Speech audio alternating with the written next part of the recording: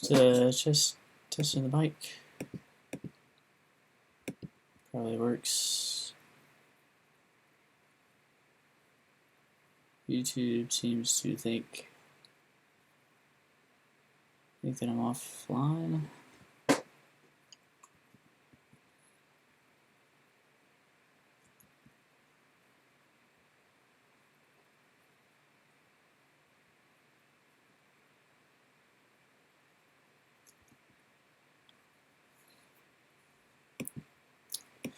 And live coding looks like it's rejecting me based on that bit rate.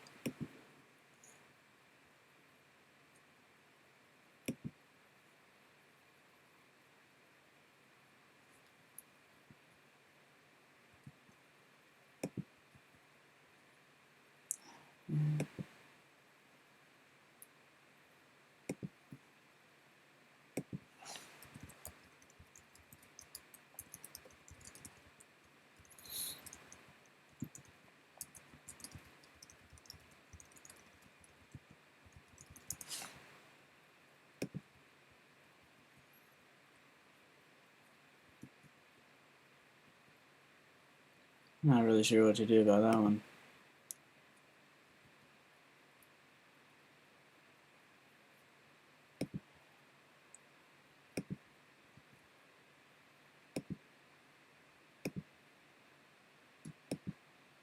It keeps like starting and then stopping the stream on live coding, which is kind of irritating.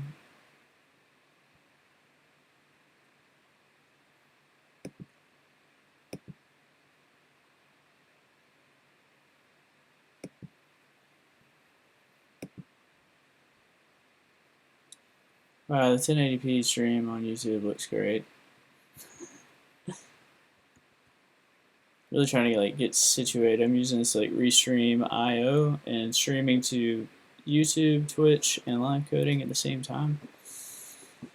I'm trying to test how the streams are doing on each one, and they seem to be doing pretty good. I can't really integrate with the chat on YouTube, which sucks, but oh well. I might end up just setting up my own RTMP server or something. I just don't feel like doing that right now. You can do it with a Raspberry Pi, but and apparently it works for up to 3 streams, but I don't really think it would work for a 1080p stream. And I really need to change the output stream parameters for live coding, and I just don't I don't want to do that. I mean, your market is programmers, so why is it that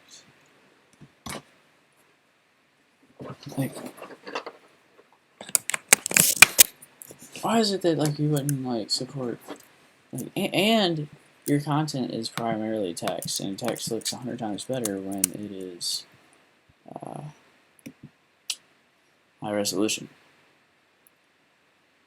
So why wouldn't you do that? I mean, I know the answer is because bandwidth costs.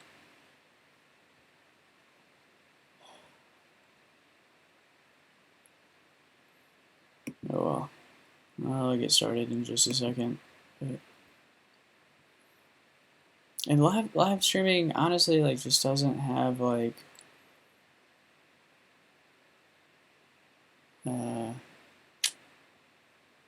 right number of viewers anywhere on any service. On Twitch Creative, it looks like there are not Twitch Gaming, but Twitch Creative.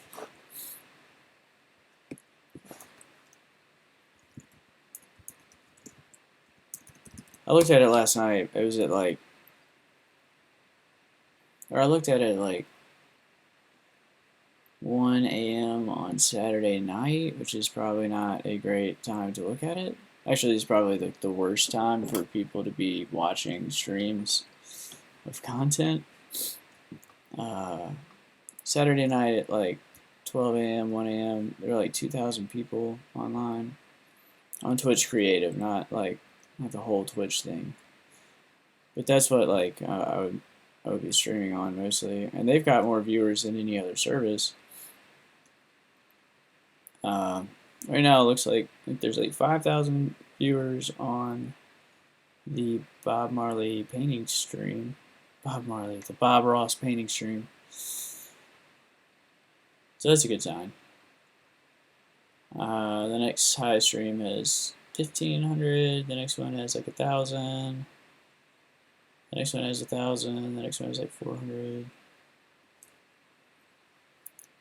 Pretty easy to calculate this out. I mean, it looks like there would be like 15,000 viewers, 15 to 20,000 viewers on Twitch Creative right now, just like guesstimating. The problem is getting noticed. That's hard.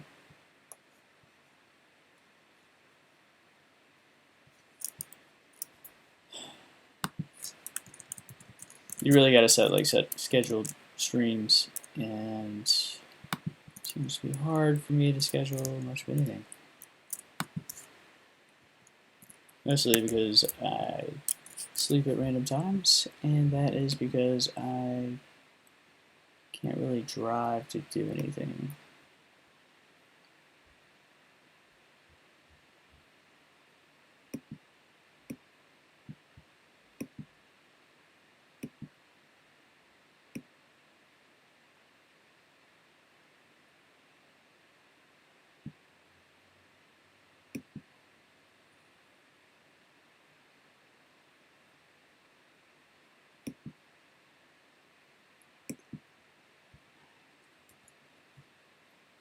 Like trying to see if like all my streaming services are online. It says I'm offline, like,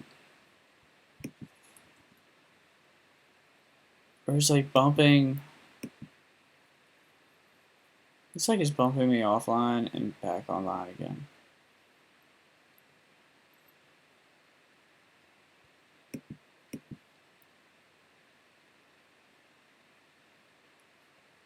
Twitch seems to be the only one that stays online.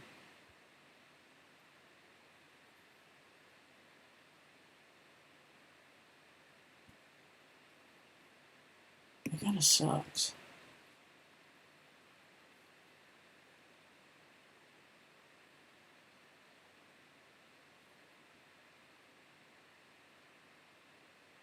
Now I'm like offline on YouTube again.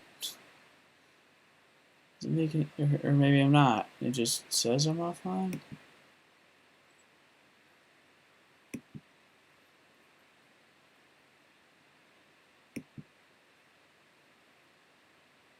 It's strange.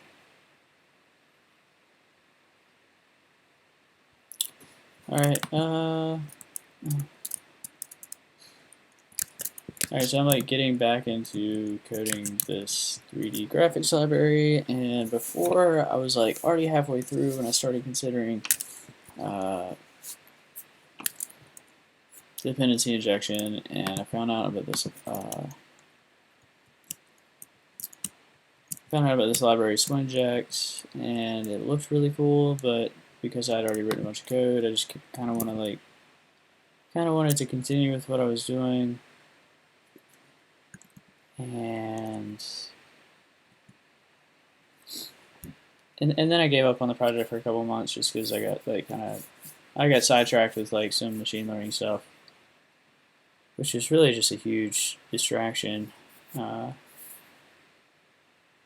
I could have, I don't know. I got sidetracked with like machine learning stuff, and then like started like I had to learn like Python at the same time as I was learning TensorFlow and OpenCV and like computer vision like techniques, and it was pretty challenging, I guess, but I never really got into it. And then like I was doing it for a contest to win like $25,000, or like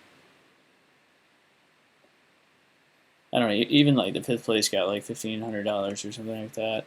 And then the contest ended, and that was kind of a bummer. But I continued working on it, and then I wanted to set up like chat for Twitch, and so I deleted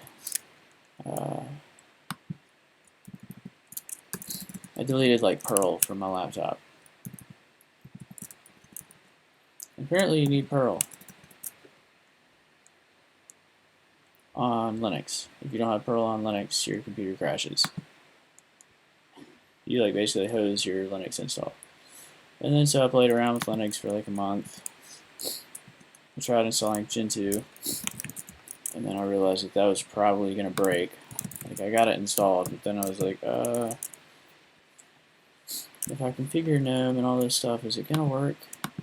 Or is it gonna be something that I mess around with for like 2 months?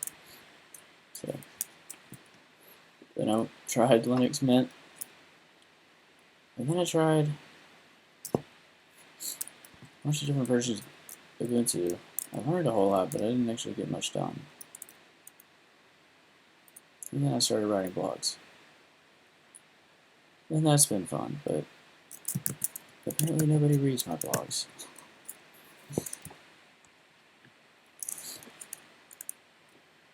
Which is kind of sad, because I enjoy reading my own stuff more than like I enjoy reading other people's stuff. I think that's a character flaw though, because I just enjoy like watching my own videos more than I enjoy watching other people's stuff. So.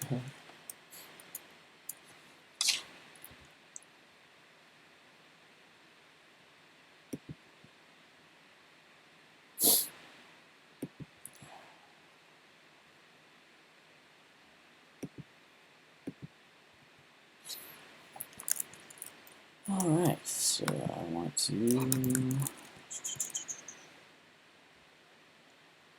Why did... Wait, what?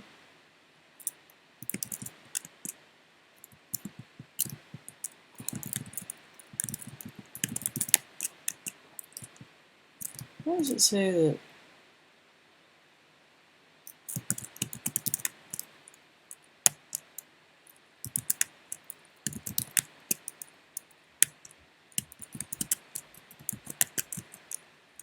I mean, I should be able to like get, add,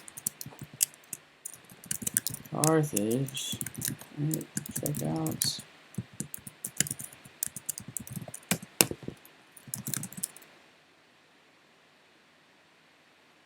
What? That's supposed to be a submodule. Oh my god.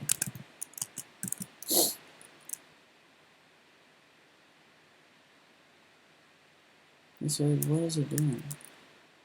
Oh, that branch has changes in it for some reason. Why does that branch have changes in it?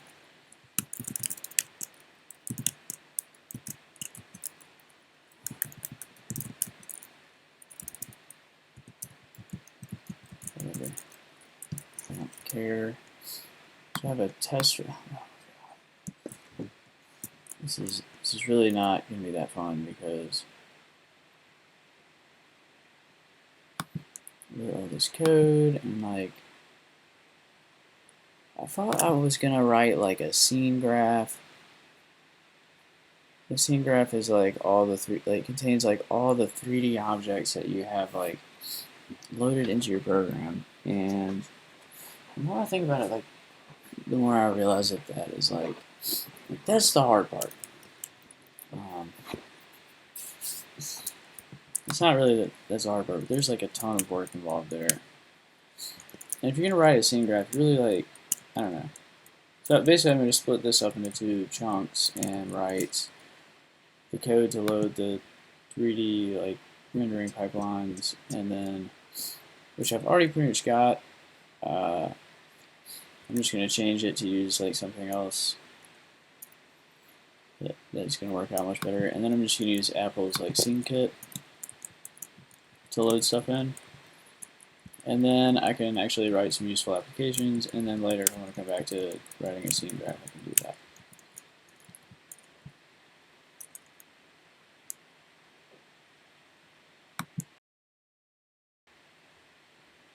So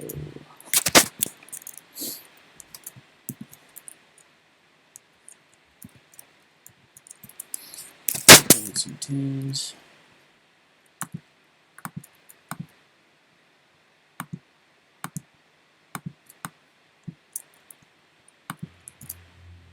Hey everybody, Read Speed back again with the 10th And I think installment of this should Sound. work pretty well with my mic I'm going to volume. show you the best drum and bass right now.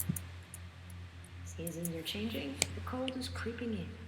You're going to need to keep warm, so put on your favorite headphones, crank this up, 1 second. get moving.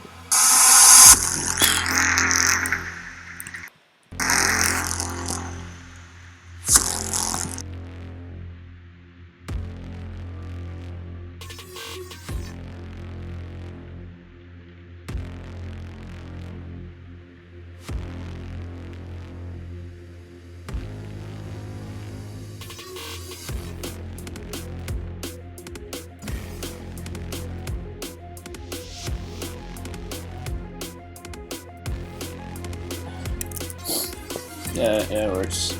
Might be a little bit too loud.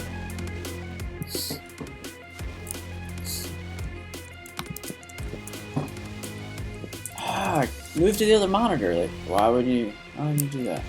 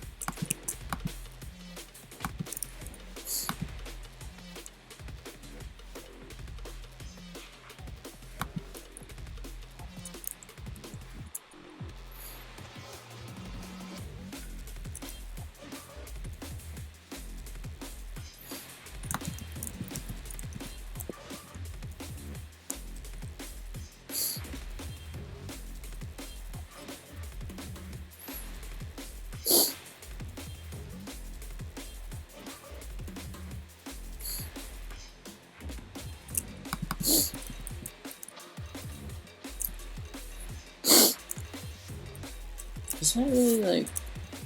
I don't think I'm using this. Damn it.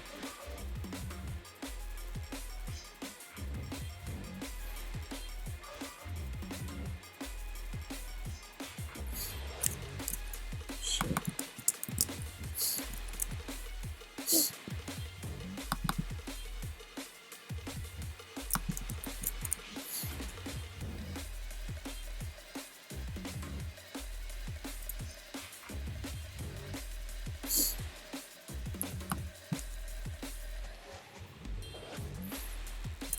I got like hung up on the XSD, which is like a format of XML that like defines the format of an XML document.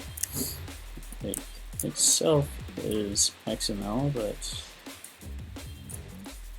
it's kind of a pain in the ass to do with iOS. And it was like a huge unnecessary distraction. Would have been kind of cool if it worked, but if I really wanted XSD, I should have probably just went with Android. Apple really doesn't want you to do like much with XML.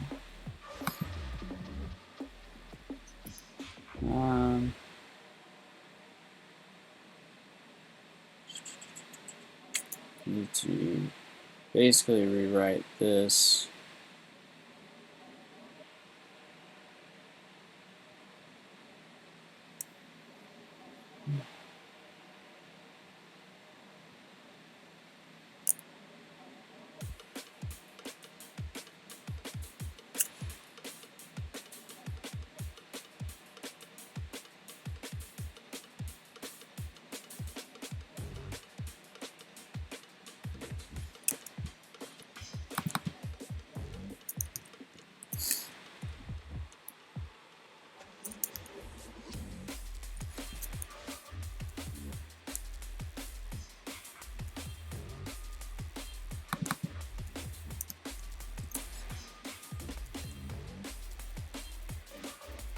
I'm gonna like get back into like doing graphics.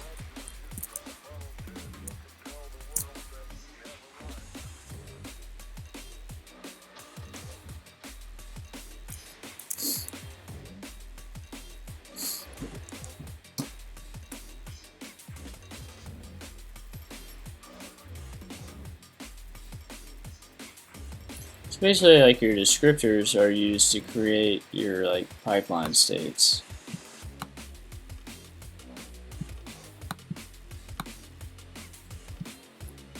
And your like a pipeline state is used for actual rendering.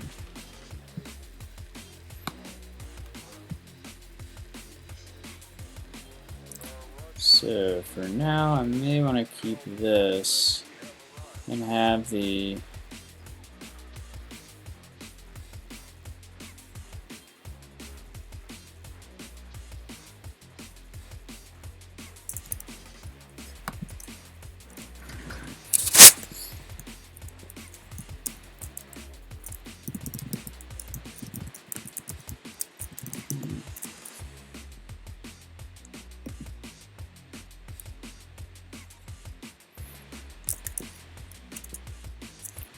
see that here's the problem. I have 0 viewers right now on both services,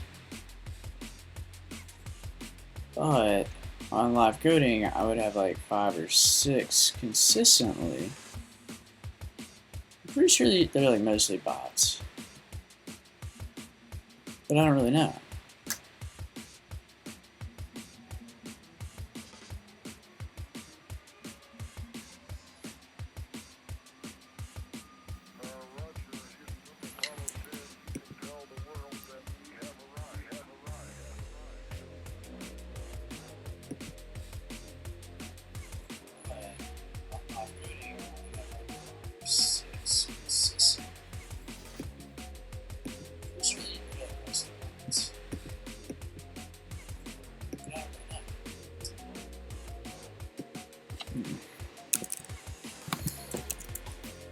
Alright, so I just need to like initialize this.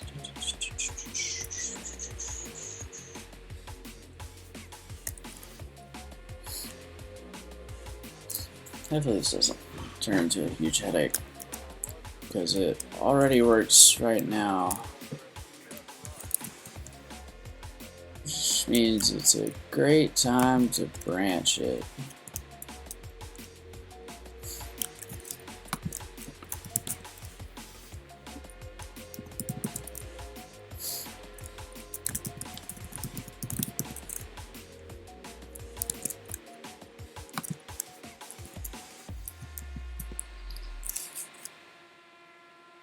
Sometimes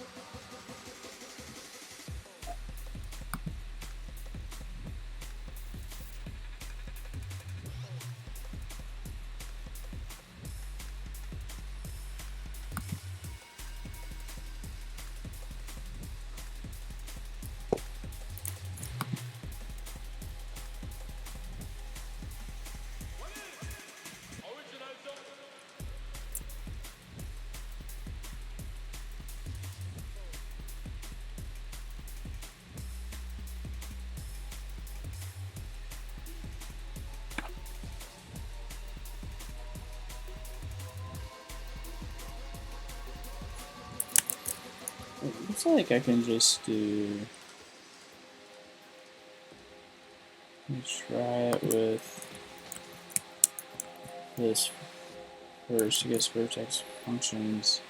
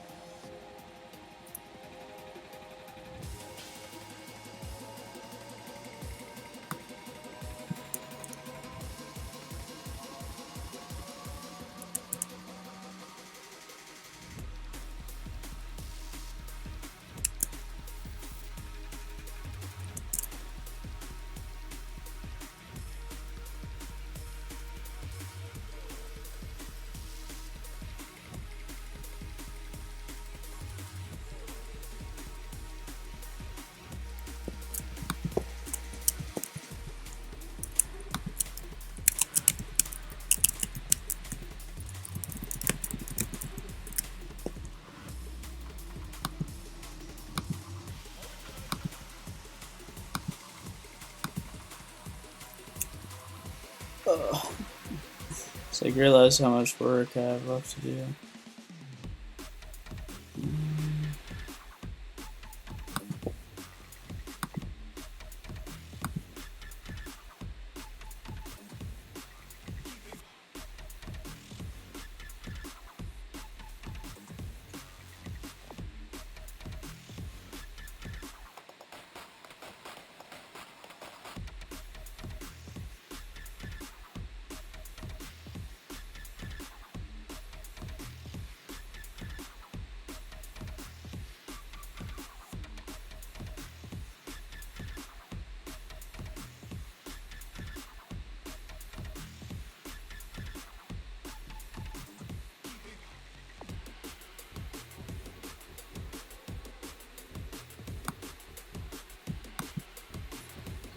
Parse.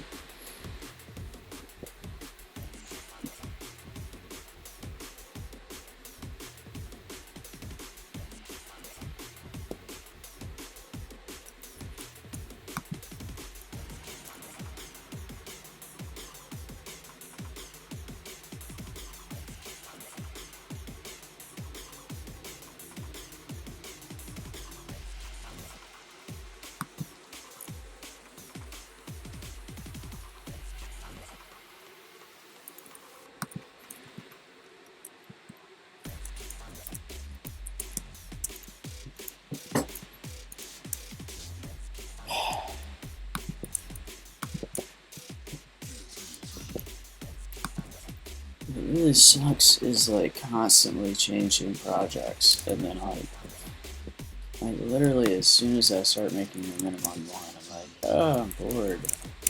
And for some reason, I just like. So I'm like forever like getting used to like a language that I already know.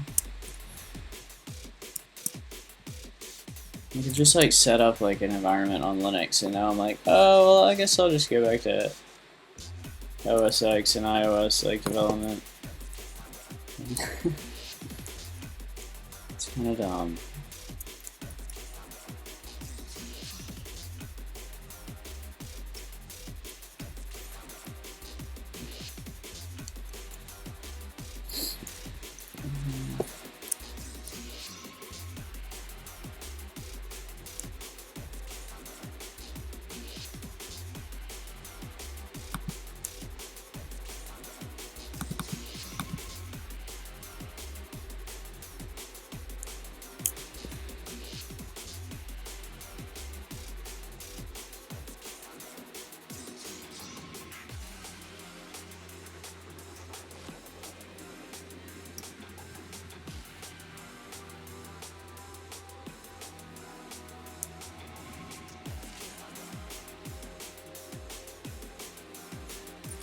So I need to know like what happens when I try to redefine a key.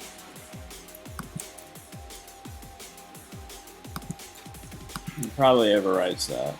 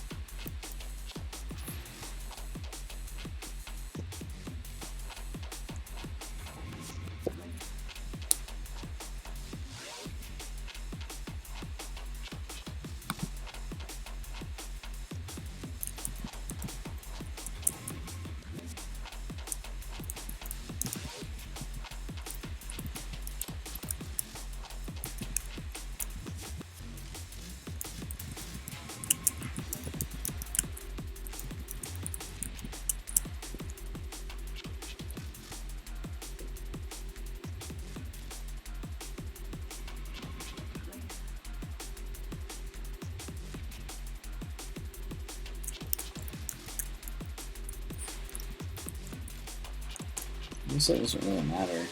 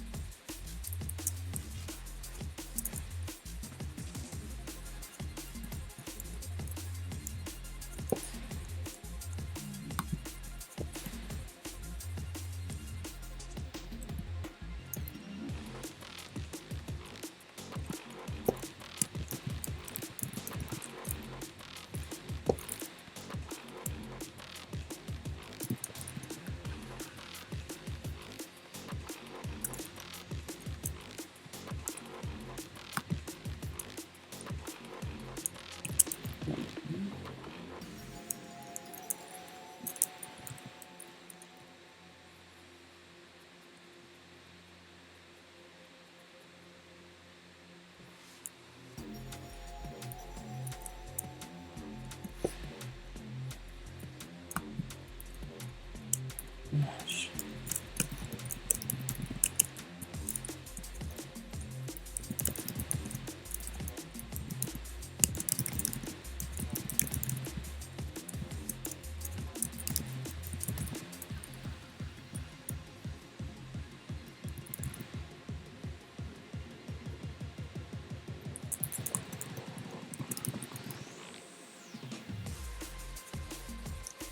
This is where things get confusing because, like,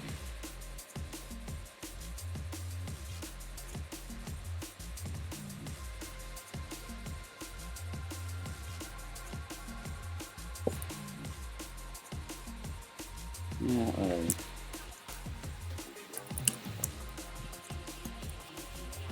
is this?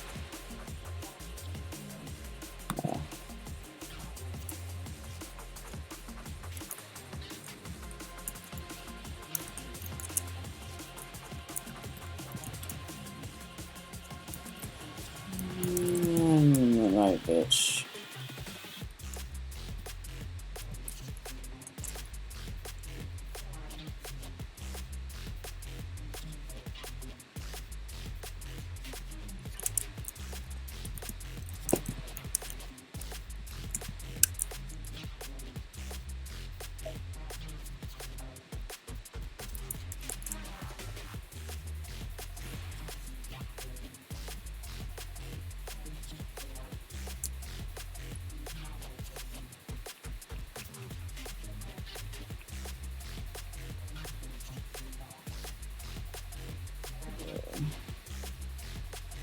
These are all immutable, so it doesn't really matter.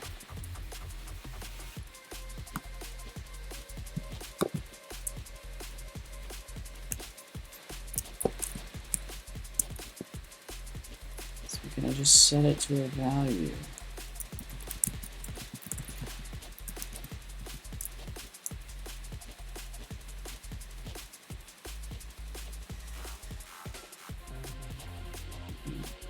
Ideally, I would like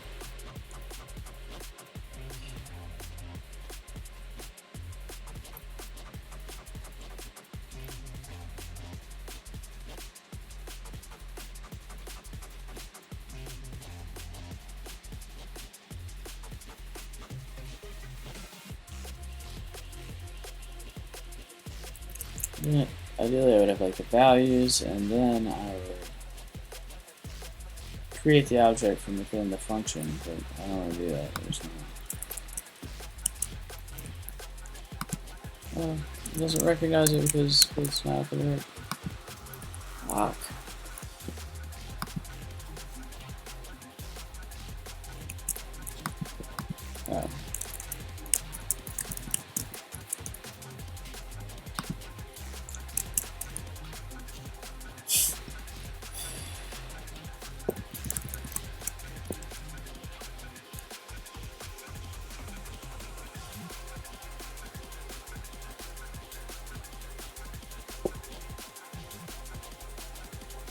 Oh.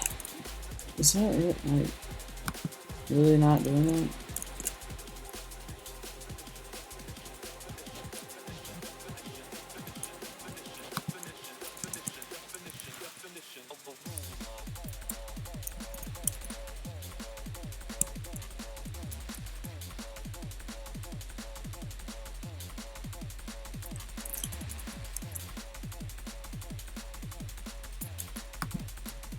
I don't want to give it any input, I just want like thing, because I guess I already have a dependency injection. Where this gets cool is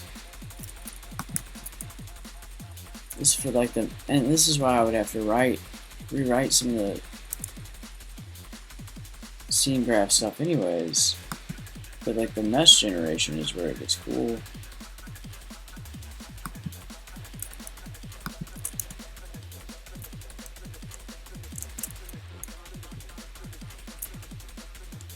Alright.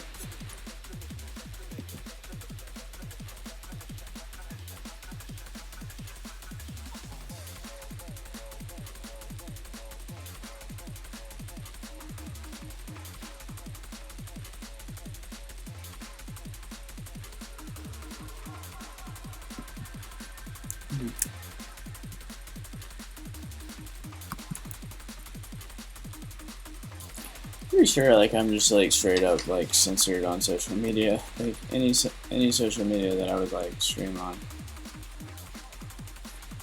or like post on or whatever. Obviously I just haven't acquired a following.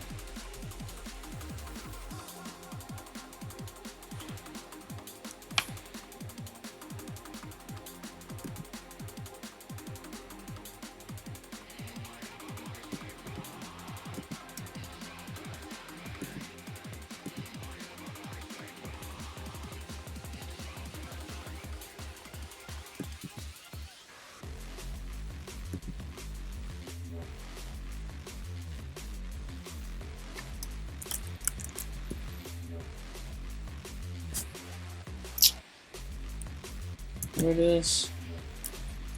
Ah, that's not it. Not the thing I wanted. Oh shit. That's Slack.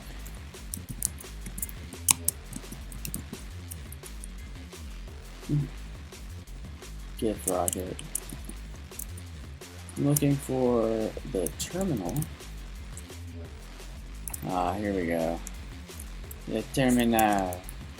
Oh, it doesn't have the right full screen.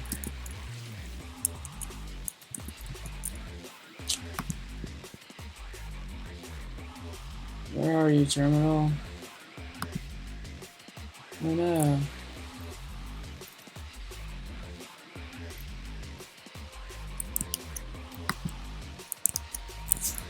Oh, that's not gonna.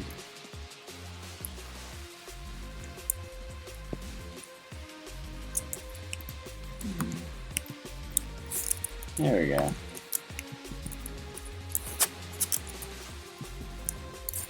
Really?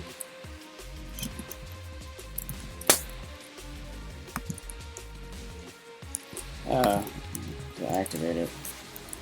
Let's consider a cube, a four-dimensional hypercube, and carry it to a fourth dimension.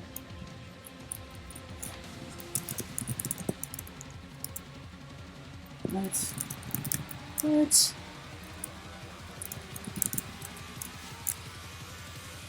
Hypercube. It's 4 dimensions.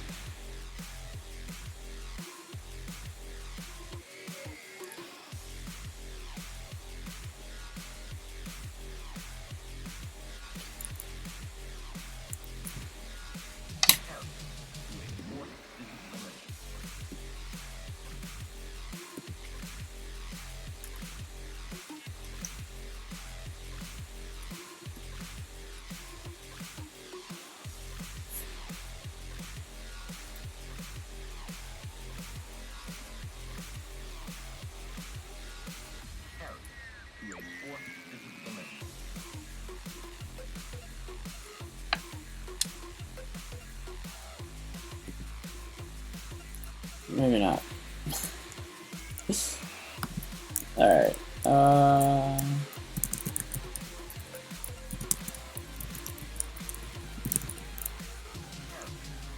So I still got a configuration. I really don't like this this theme. What was I thinking?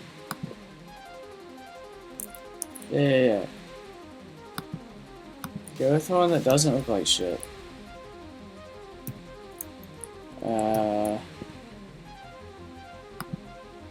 Yeah, that one. No.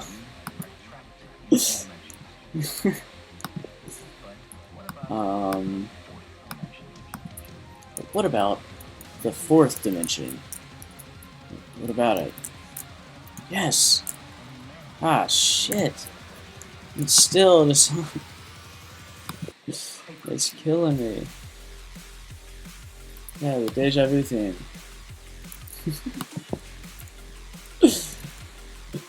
Yeah, that one.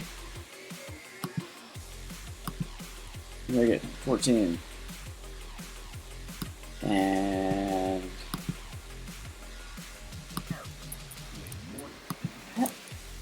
I'll never understand. Like, how is it making those changes before? Oh.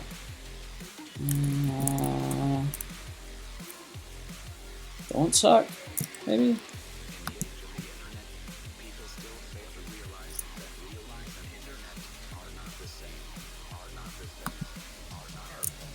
Oh my god.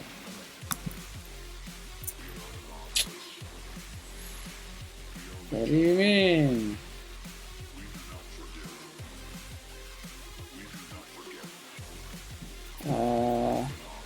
What? The fuck? Oh my god.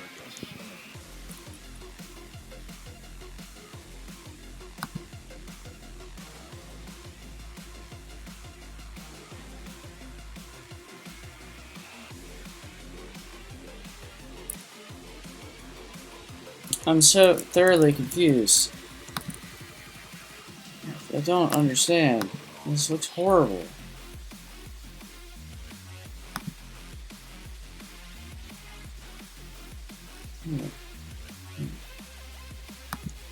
All of them.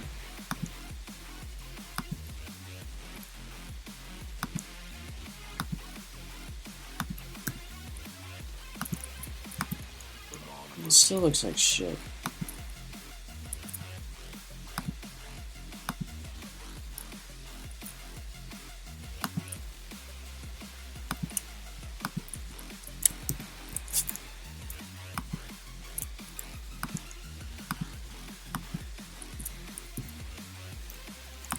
It looks less like shit.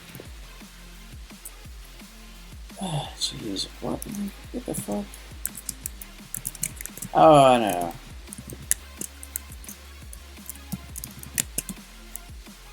This is not.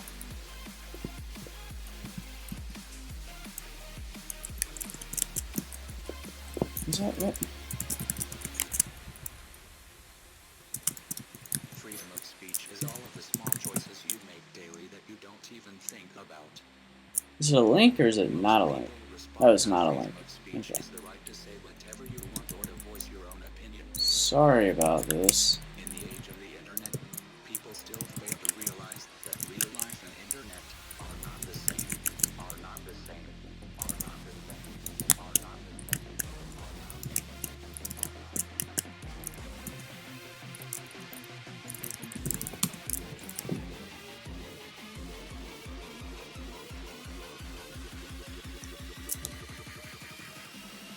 Why is it not loading things?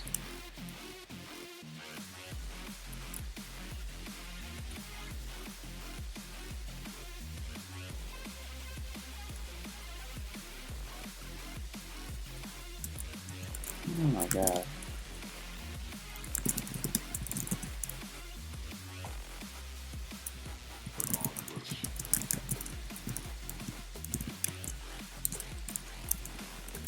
Oh shit.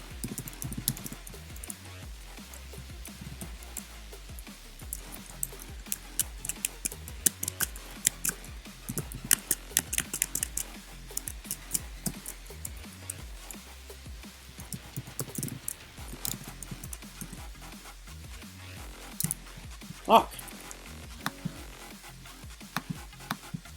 Ah. How did that even happen? What the fuck? Why is it? Okay, it's probably a good thing that the Perl plugin is not installed, but damn it. This is kind of irritating.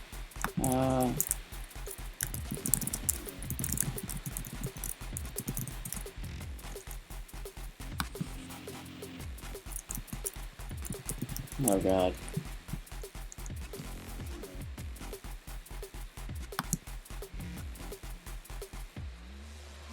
Yeah, I mean...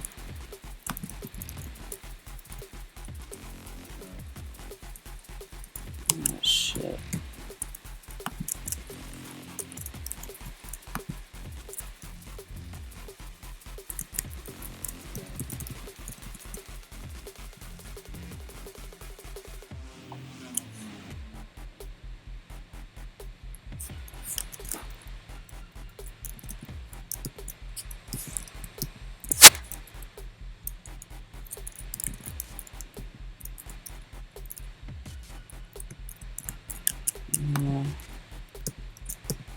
You know, this just isn't gonna really work out. Sorry about that, WeChat.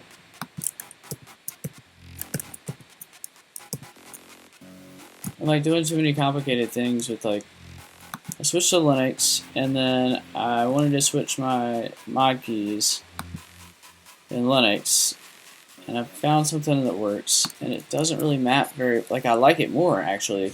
Like my command key is my control key and my control key is the super key, or in other words the command key, and then my option key is just alt, and caps lock is escape, and escape is hyper, and function is the like the hardware key or whatever. And I really like that. In fact, I love it because now I have like, instead of having like one control key, I have two control keys, and I need two control keys more than I need the super keys generally. And so that works really well for the command line and for Emacs because my thumbs are right there at the you know, at the control, and so then yeah, my thumbs have like either control or option or alt or whatever, and so I can, like, my pinky doesn't get killed when I use Emacs. And I figured out how to do that for OS X, but I'm only doing it in command line and Emacs, which isn't really that confusing actually. It's less confusing than using a completely different mod key like setup for Emacs and OS X. But I guess I'm just gonna like, oh shit. Just now saw your message, Santi.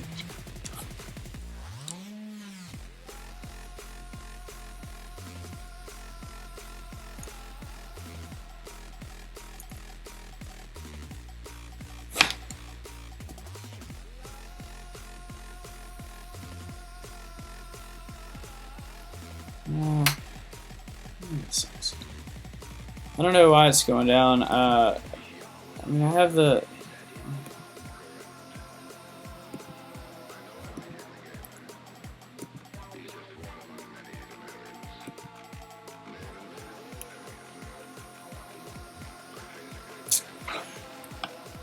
Sorry, my stream is going down on livecoding.tv. I'm not sure really why.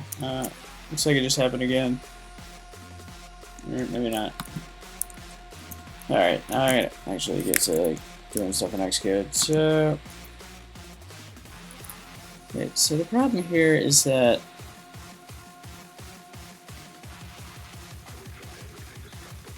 I guess I don't really need. Do I actually need the descriptor manager? I think I do for like one thing.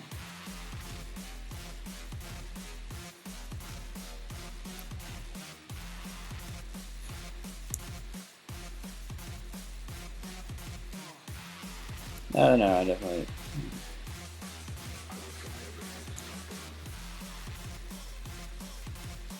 So I basically already have. Well, I don't already have dependency injection. I'm trying to add dependency injection to this library, and turn my music down. It's like killing me. But I'm trying to like add this swinject library in as dependency injection, and it's just really not. It's frustrating because I already have what I need, but now I need to go back and rewrite a bunch of this stuff, and that's not a big deal. It won't be a huge change, but and all of these are immutable, anyways. Like none of these, all of these return objects that can't be changed, and that's fine if they just return an assembled object.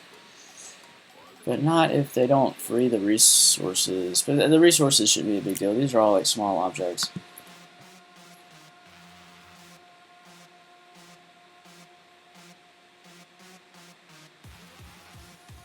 The really cool, like, yeah. The really cool thing I'm trying to get is like with the node generators, like with the node and mesh generators, like I can do like I should be able to do like some really like cool stuff.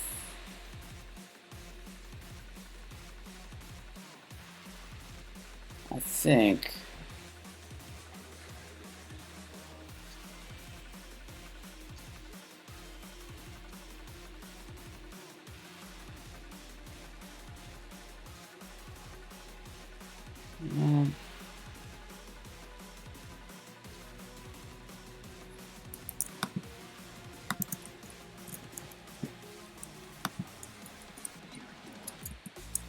So basically, I just have to return the object that I created, the function,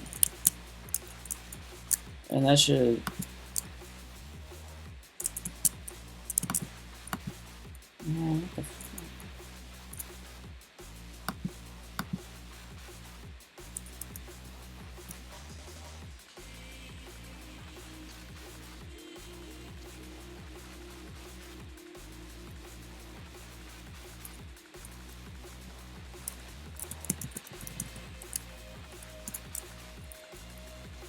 Ah, okay. Yeah.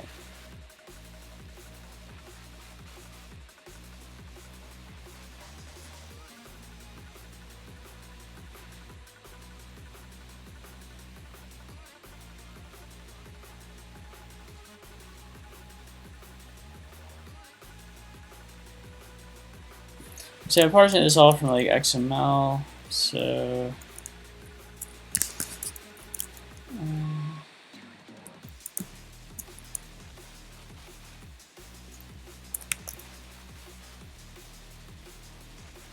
That's.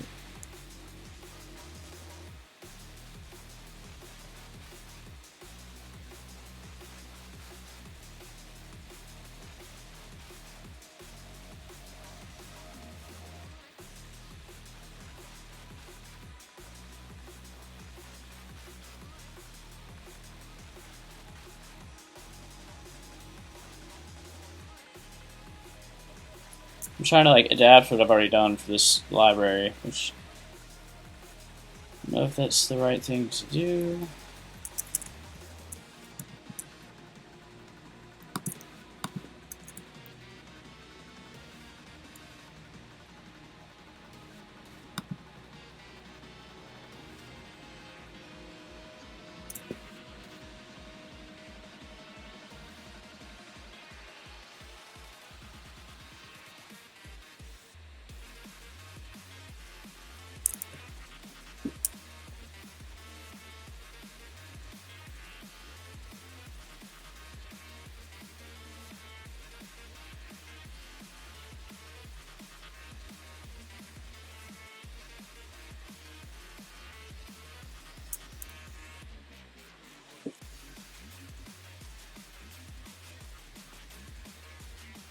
So I should probably do this for memory and performance.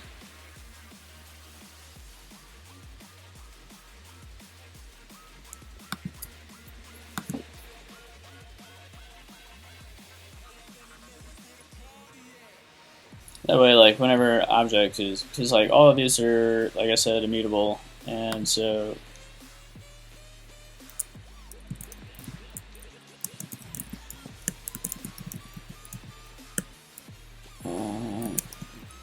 container.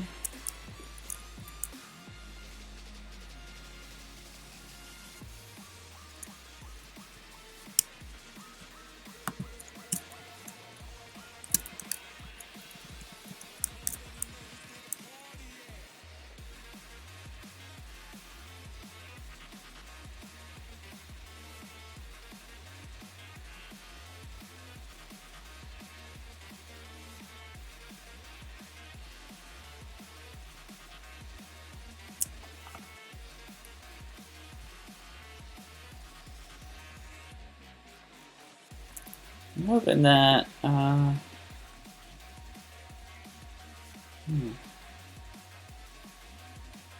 really hoping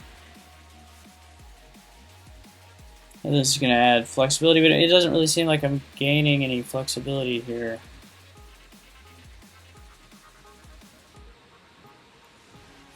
I'm like gaining a little bit of flexibility, but not really like.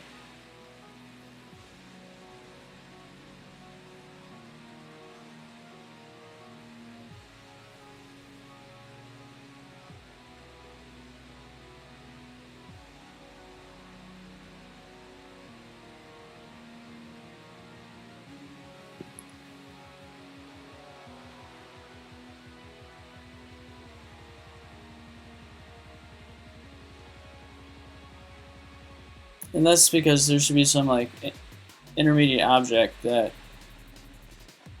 gets parsed, and like this should be completely separate from the XML parsing logic.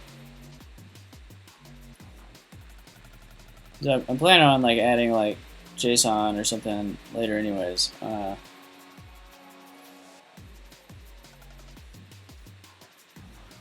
And really, like if your application uses JSON and XML and they both have the same format, like there's not really much point to using XML other than to like support that format like arbitrarily. Like you don't get any of the,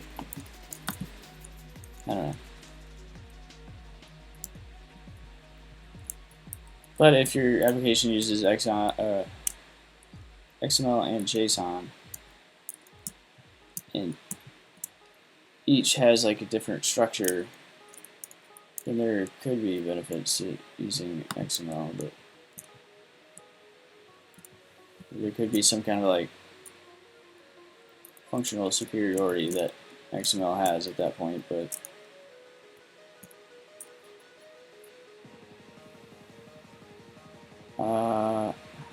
just like thinking like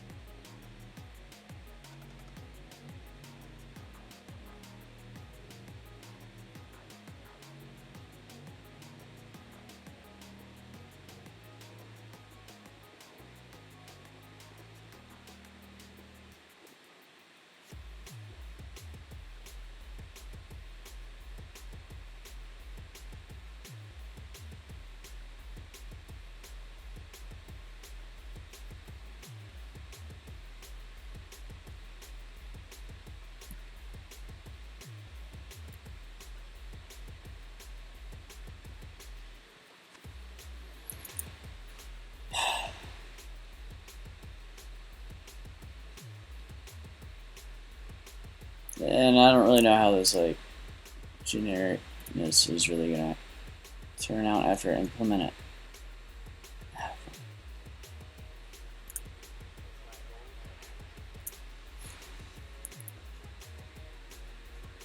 I wrote this code like 2 months ago, so like trying to get my head back into it.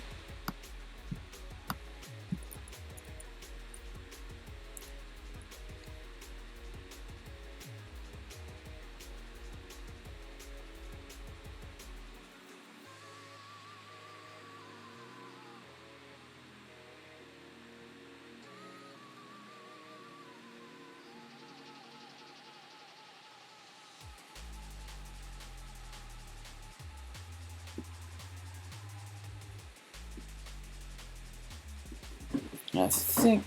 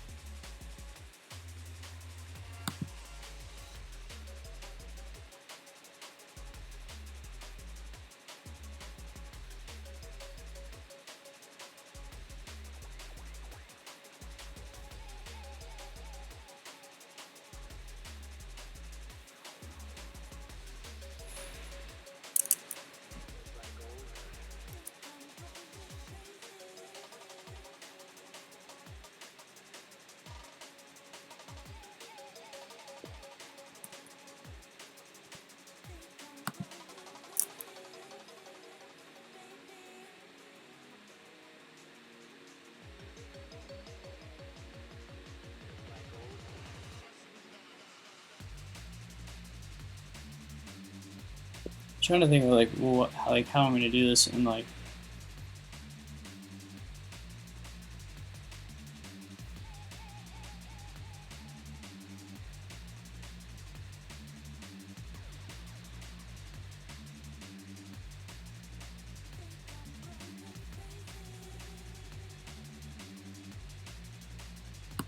it's like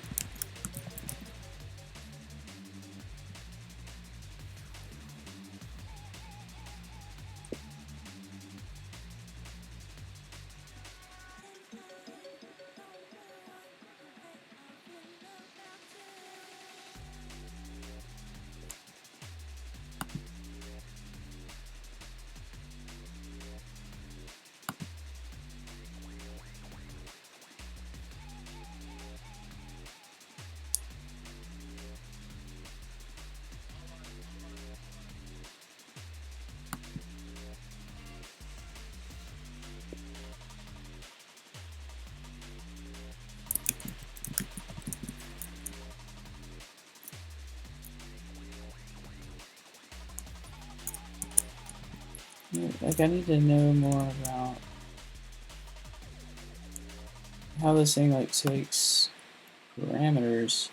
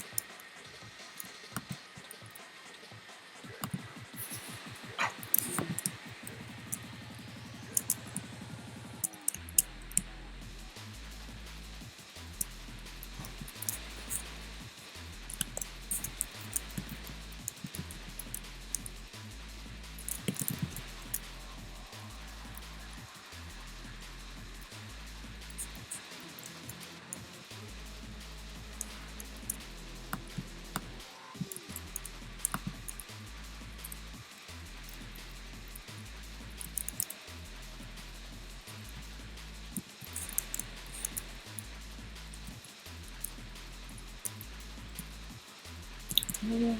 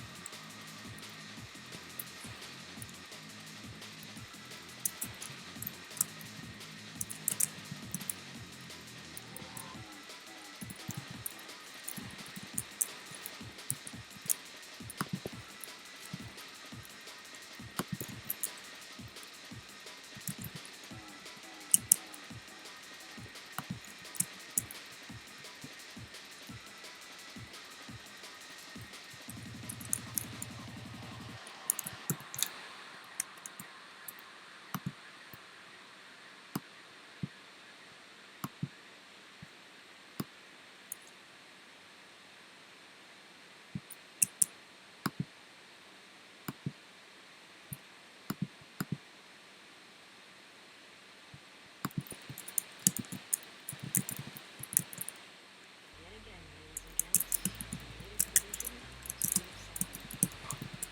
It's been nearly a year since we started this journey. We've almost made it an entire revolution around the sun. We've seen seasons change, felt temperatures go up and down. What a time to be alive, and what a time for drum and bass. It's been a rough So curious if this, I think it'll work, but I also need to see if like my test suite still work. So I have to like run on an iOS. I think they don't run on iOS.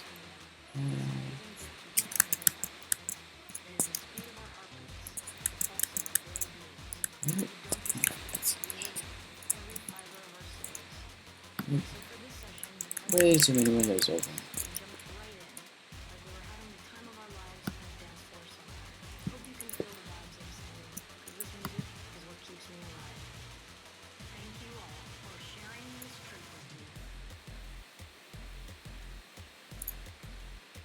Why do I not have test targets? Yeah. Yeah, I don't think I can run tests on this. On iOS. Which sucks.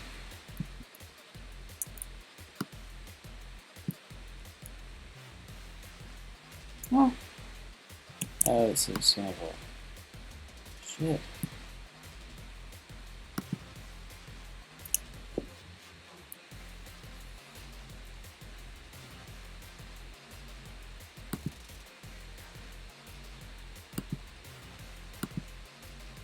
Takes forever as usual.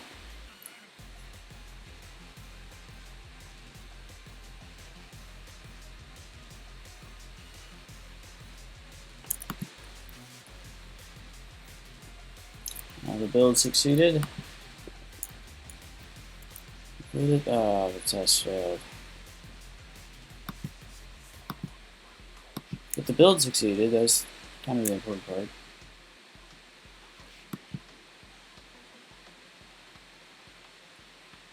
I think the build succeeded.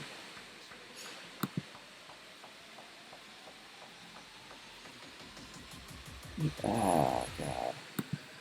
This is why I hate like putting projects down and then like trying to like pick them up like 2 months later.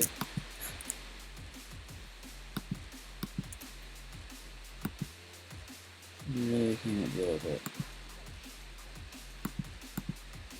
Like, I had this working.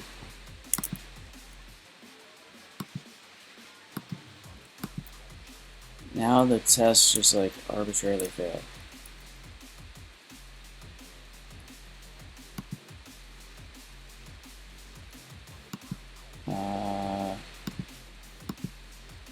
Shit.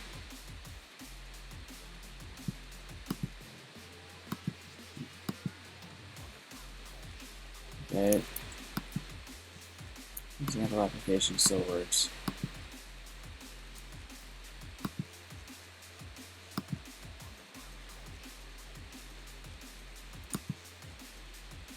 And I actually should be getting like errors somewhere.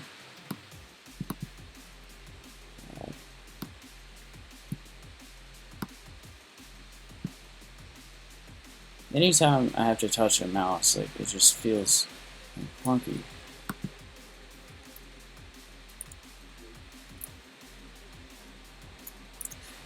Like I remember there's like a way to get to like what the error message is. I just don't. Here it is. The test didn't run because it failed.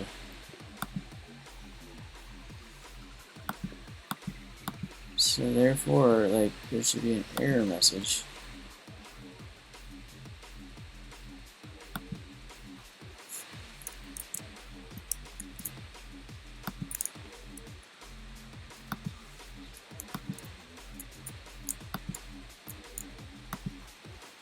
There we go.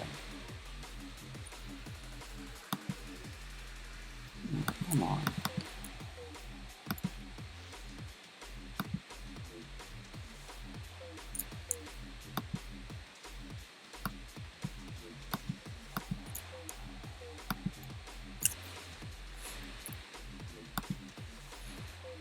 Well, I had a test framework.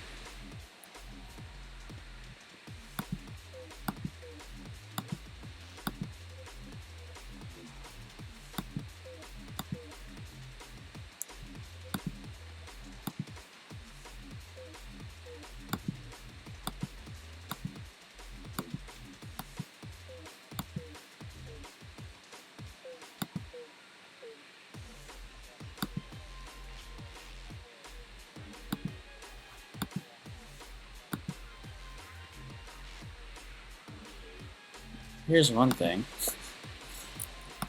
But that shouldn't even be a problem right now.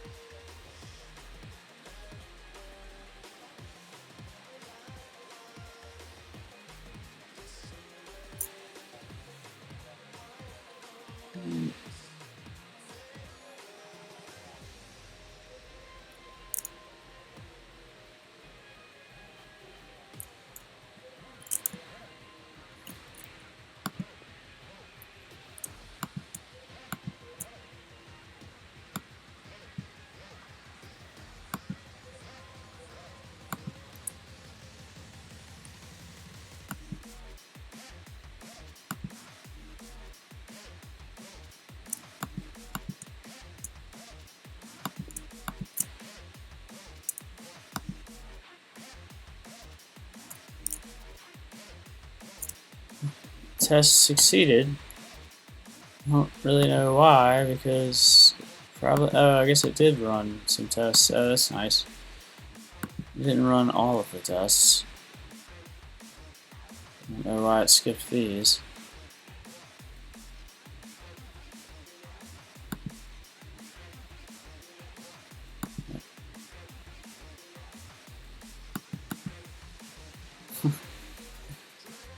What?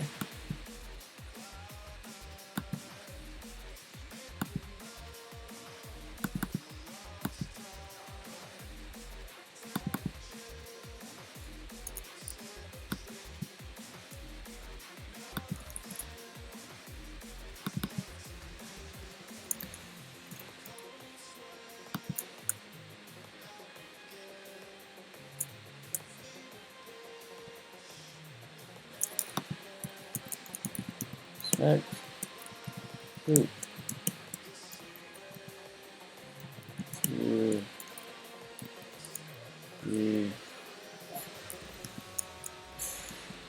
I don't even know.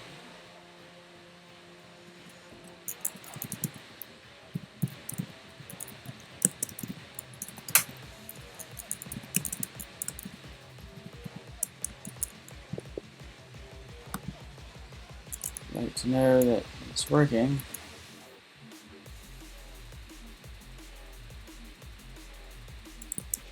Huh? Oh, it's like lumping all of the passes and fails together, I guess.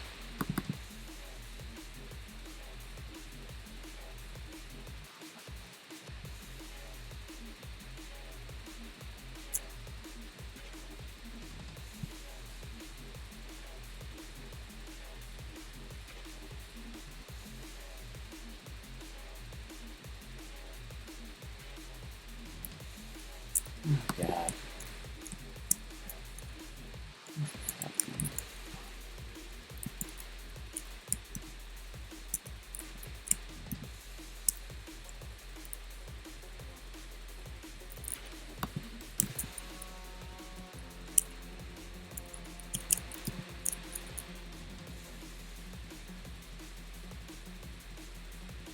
There we go. That's nice. Alright, well, we got tests.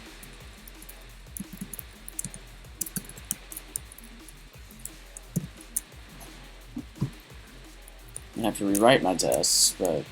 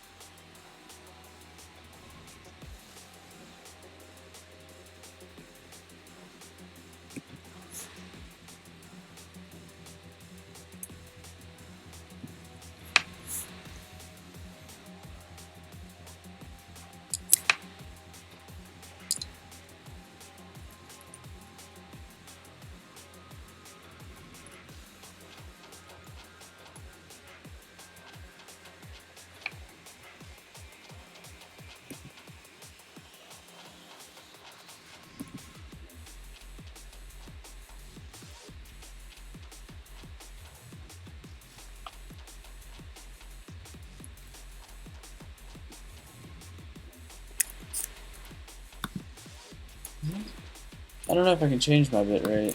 I guess I can alter my bitrate.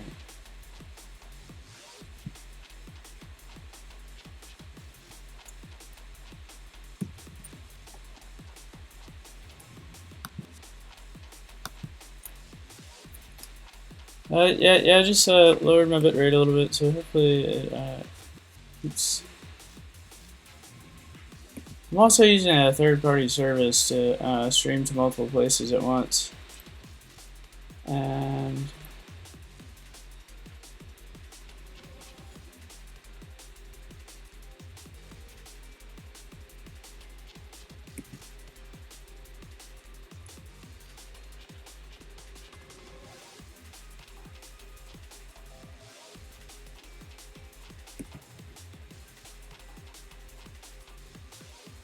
sorry, I'm just like checking my settings and stuff.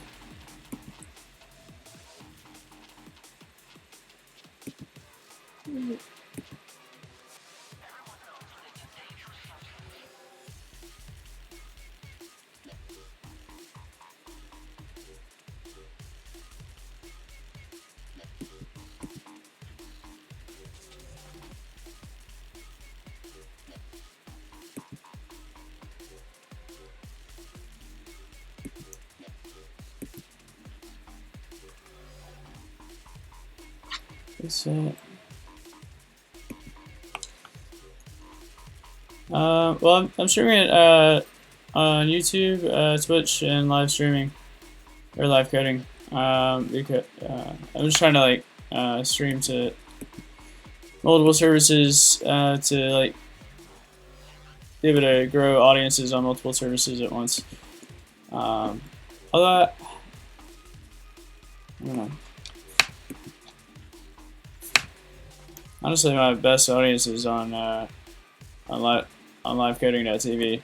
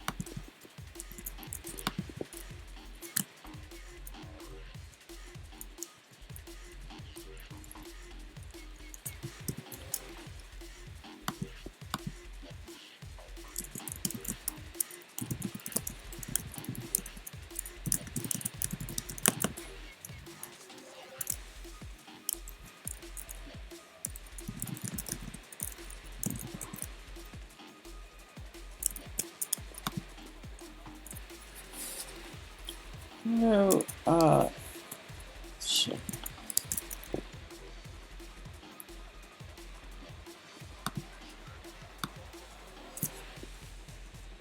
I just don't really like messing around with my video.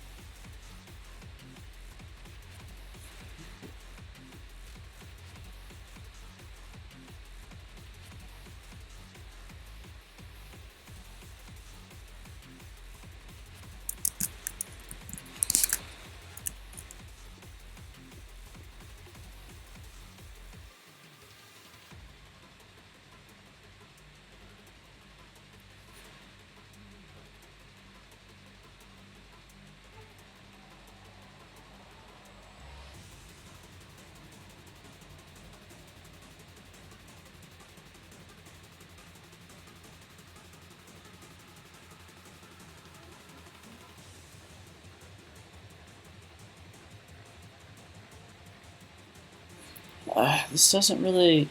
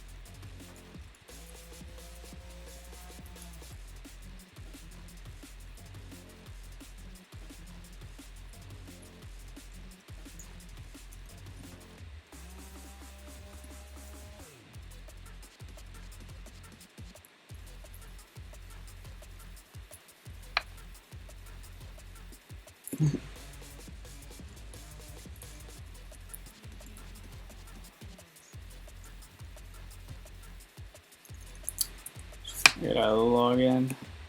1 second.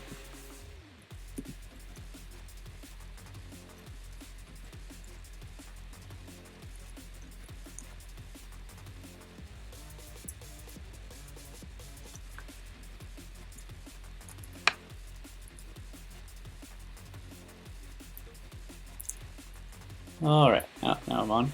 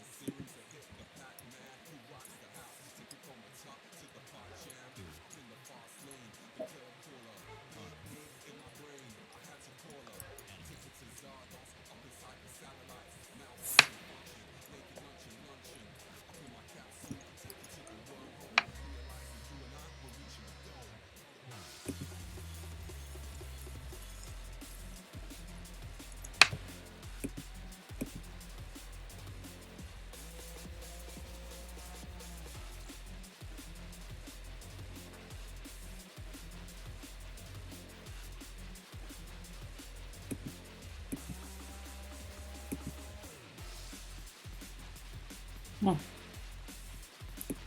Huh.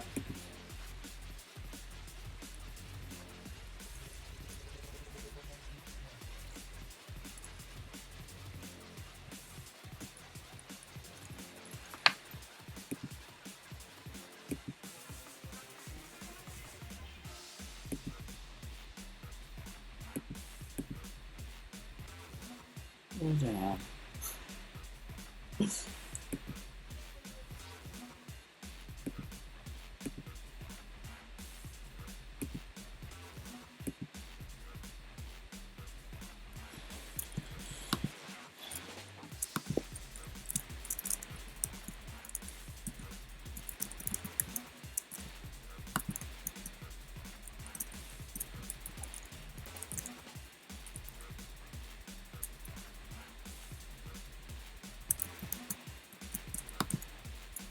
Alright.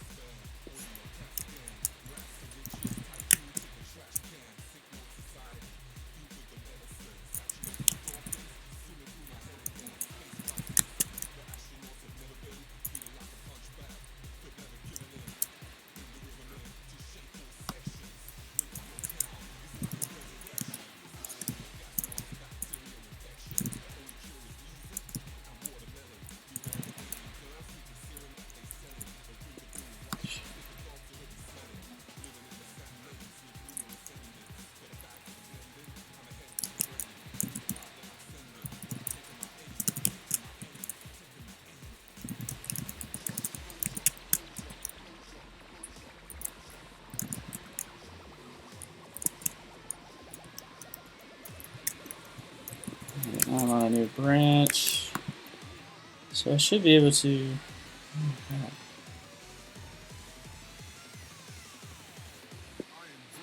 Just trying to think of the things that I would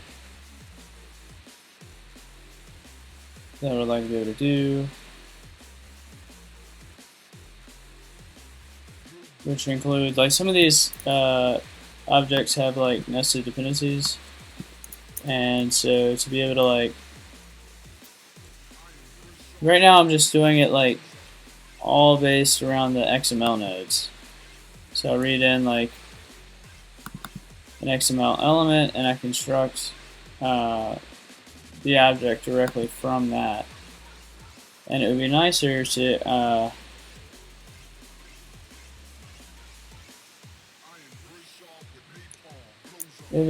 either like peek at the XML node and like pull out the name. Like pull out its name and then like create the or register the function on the container with the name as the key and the XML object as one of its arguments, because it does it looks at each argument and it like, so you can pass in arguments as a tuple and it looks at like the type of each argument, and then like based on each type, that's like a separate registration within the dependency injection container. So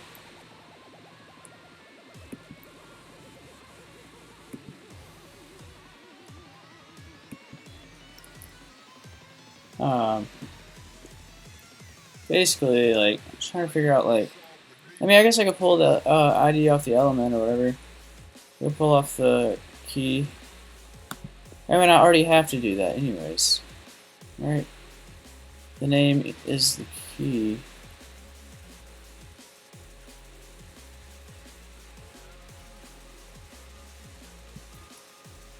Because, like, I really don't want, all of this stuff. I don't want, like, this, like, weird type alias stuff. Like, it seems to work the way it is, though. Like,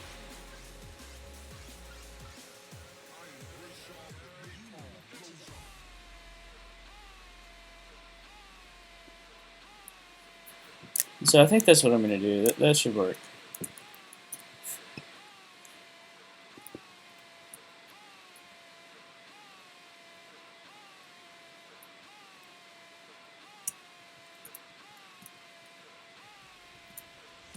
Yeah, here's the other problem, is that like I'm gonna end up with one like really nasty uh, like parse function.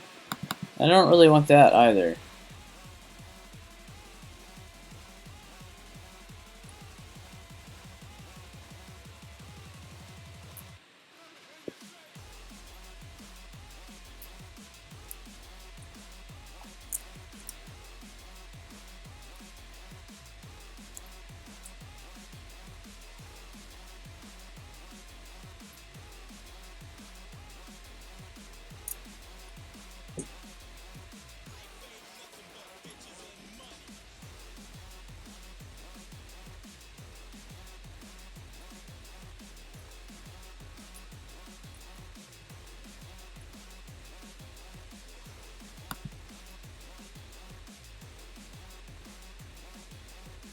I'm trying to figure out like what the best way to do that would be. Like, so I've got I mean,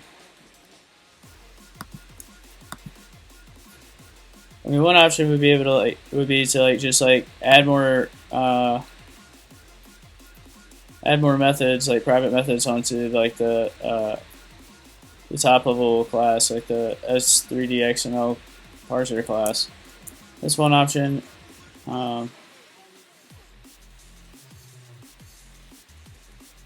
I like how these XML nodes are split up, but I don't like the dependency that I have on descriptor manager. And I remember like creating this, and like I only really needed the descriptor manager in here basically to call to do like two things: to be able to reference the library, and also to be able to like pass this to like subsequent nodes.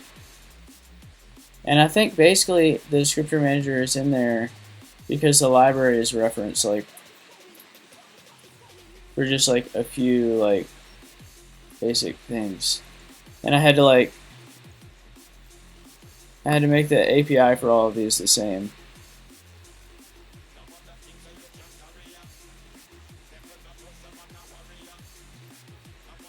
But I also don't want to just like have, and it like really wouldn't be, I don't know. It really wouldn't be that big of a deal to have like blocks defined for each of these, but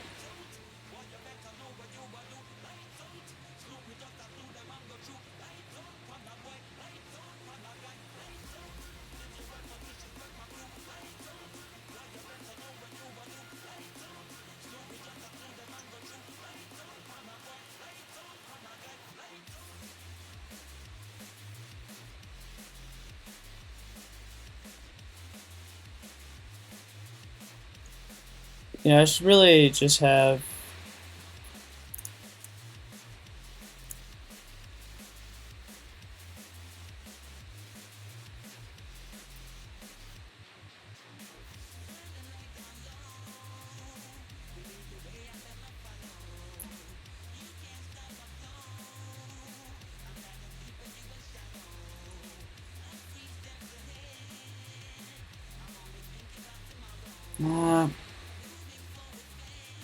I don't want to do that because if I register a function with using the XML as like a key, then that like XML gets persisted like forever.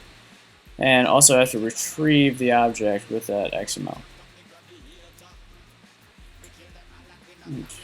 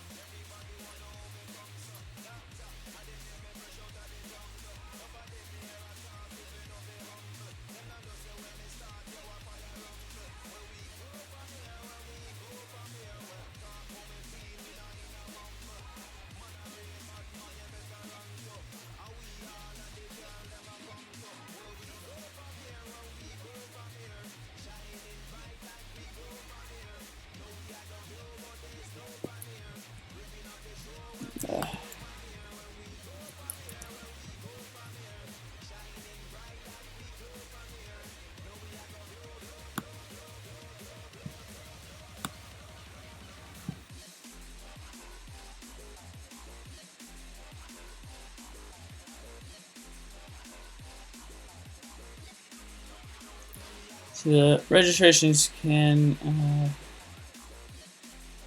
coexist because the arguments are different. So, like, I want to know, like, what happens.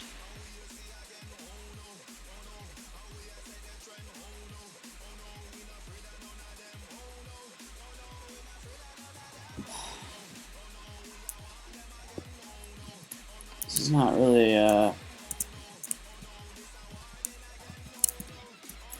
this doesn't seem like it'd be as useful as I would like it to be. Like, I'm basically getting, like, the same thing that I had here before, which was, like, a hash, but with, like, multiple keys, like, almost. But then, like, you can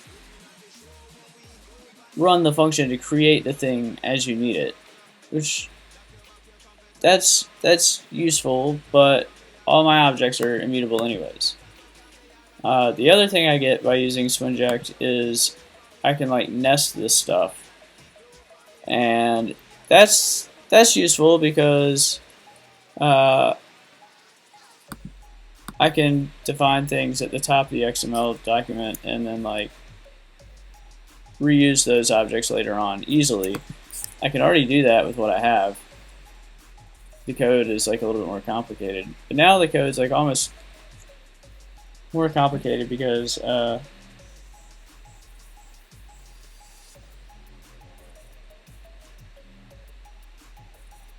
yeah, I think I should just keep what I have.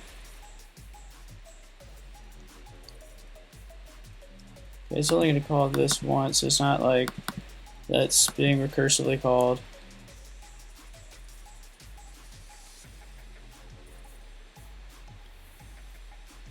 Now the question is like, do I keep this stuff? And I think I should just pretty much keep this stuff. But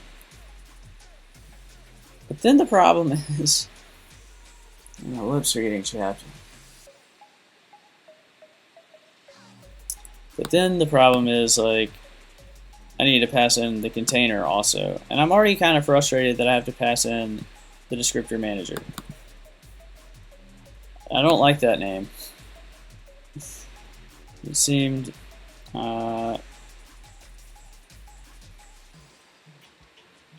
right on at the time. I wonder if maybe there's something else I can use from Twinject.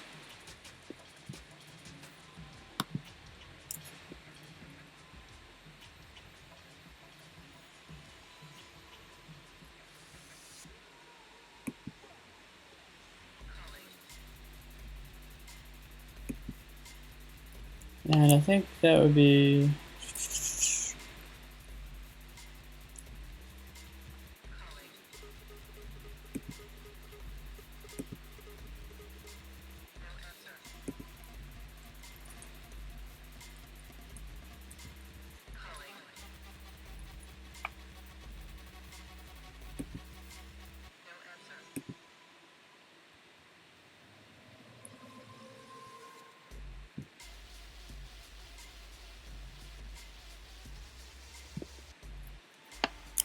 what do they call that? A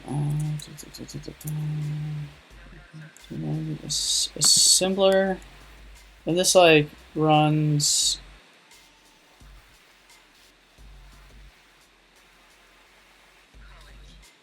Yeah. An assembler like runs like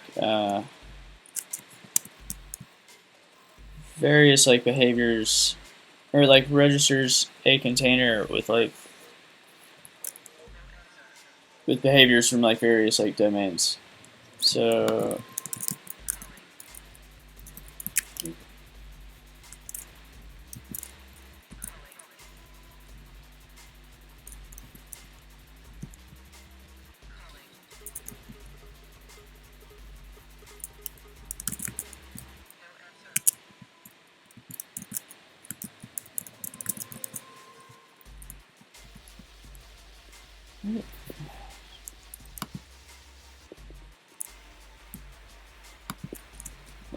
it modularizes the service registration. And I don't think that I really need this either.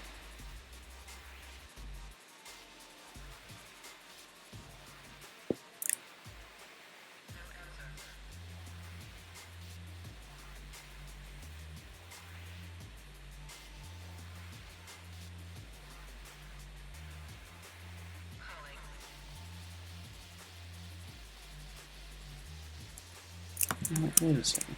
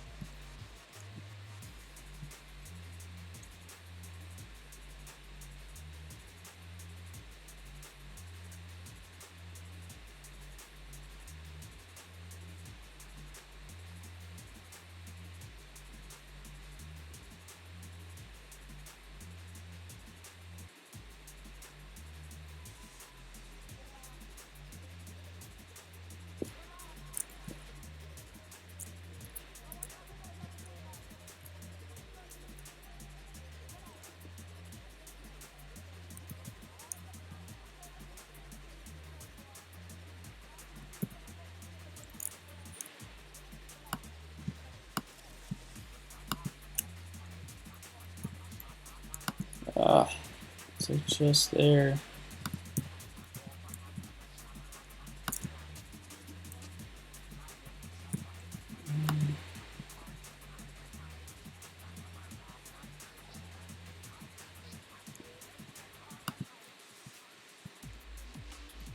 Oh my god. I'm trying to find like one piece of information. You really cannot stand like having to look for something. It's like the most irritating thing.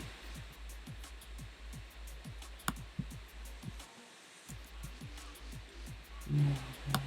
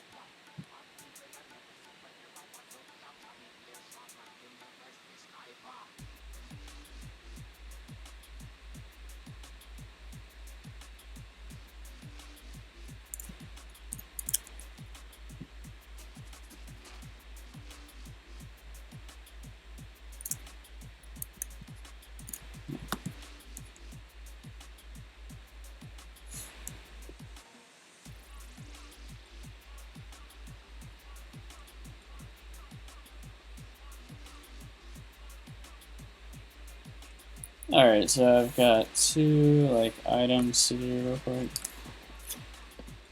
which are to oh, that.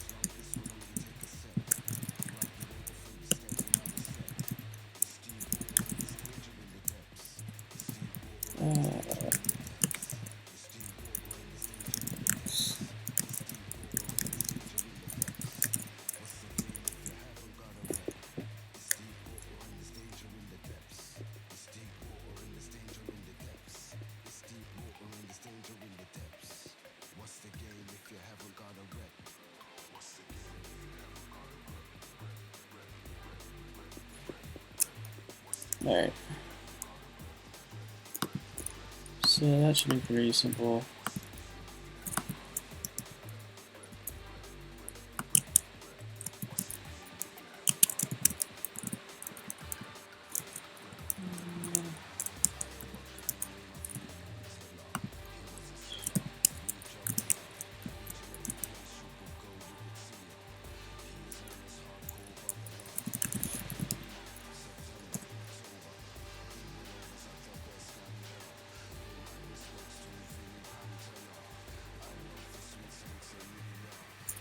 Now my question is like, do I want to just like replace this class? Because it doesn't really do much anymore. I almost want to replace this entire class with like uh,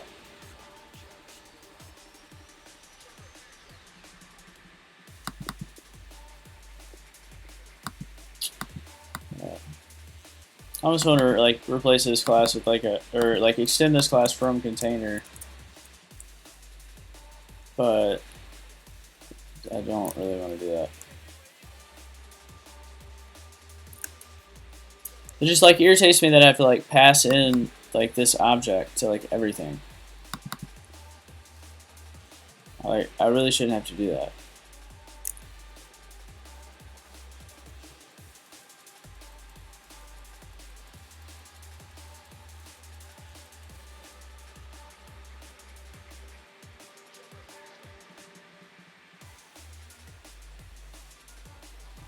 Oh well.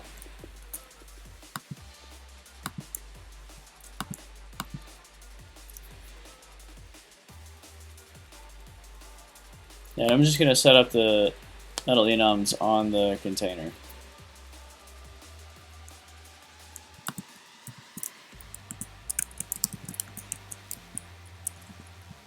Which is here.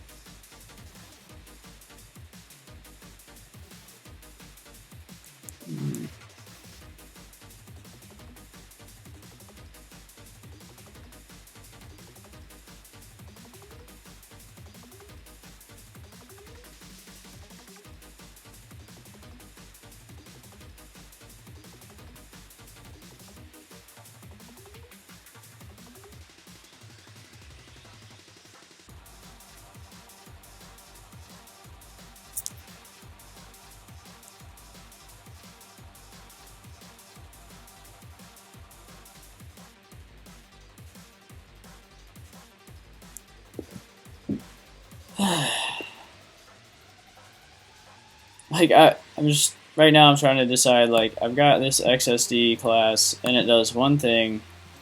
Originally I wanted it to do a whole lot more, and I've got a bunch of commented out code which looks like shit. Uh, and so in one thing it's parsing this. And so, like, do I remove this all and keep the same format that I have? Or do I just, like,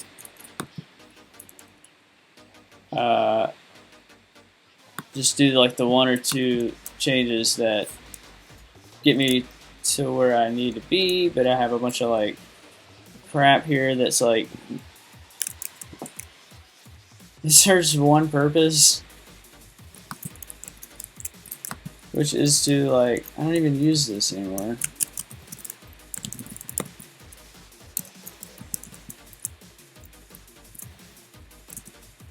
We've got this stuff, and basically right now what it's doing is, like, there's like these enum types.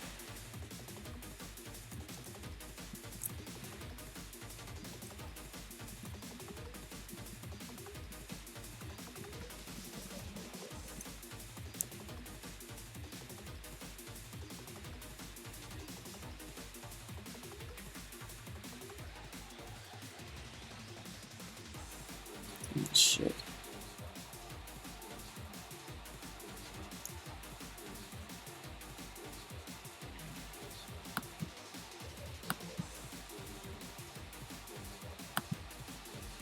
Oh, this is kind of a pain to.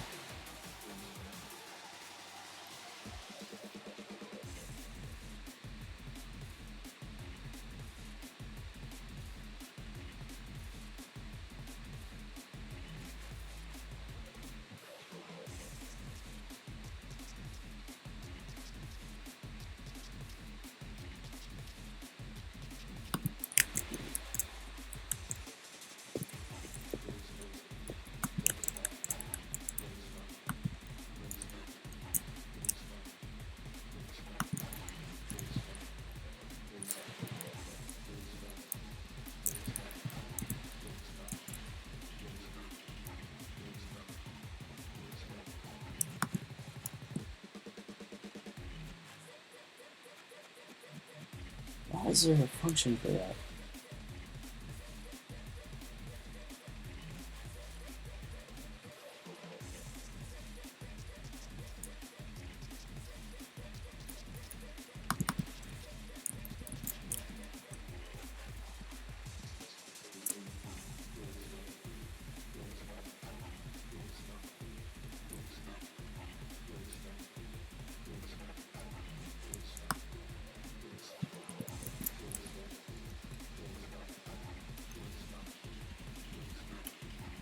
Oh boy.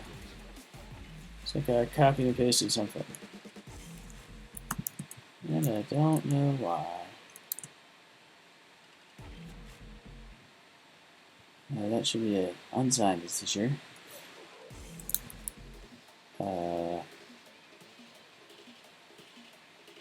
did I do that? I'll never know.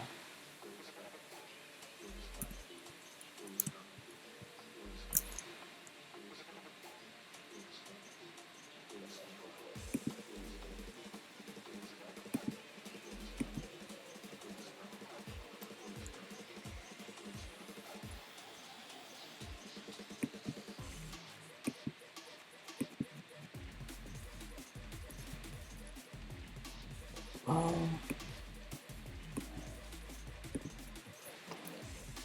Alright, so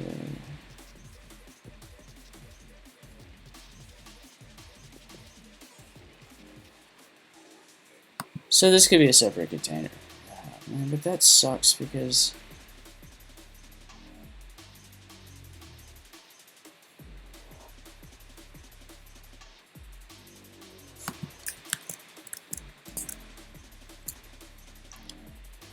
I just don't want to have to, like, pass all this shit around.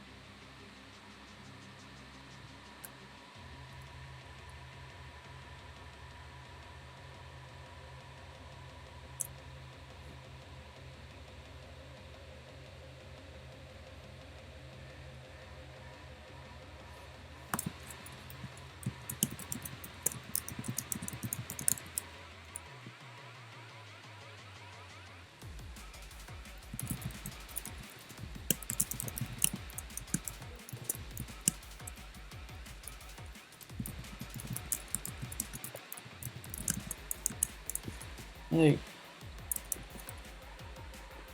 I don't really. This made so much sense when I wrote it. I'm thinking there's gotta be a reason.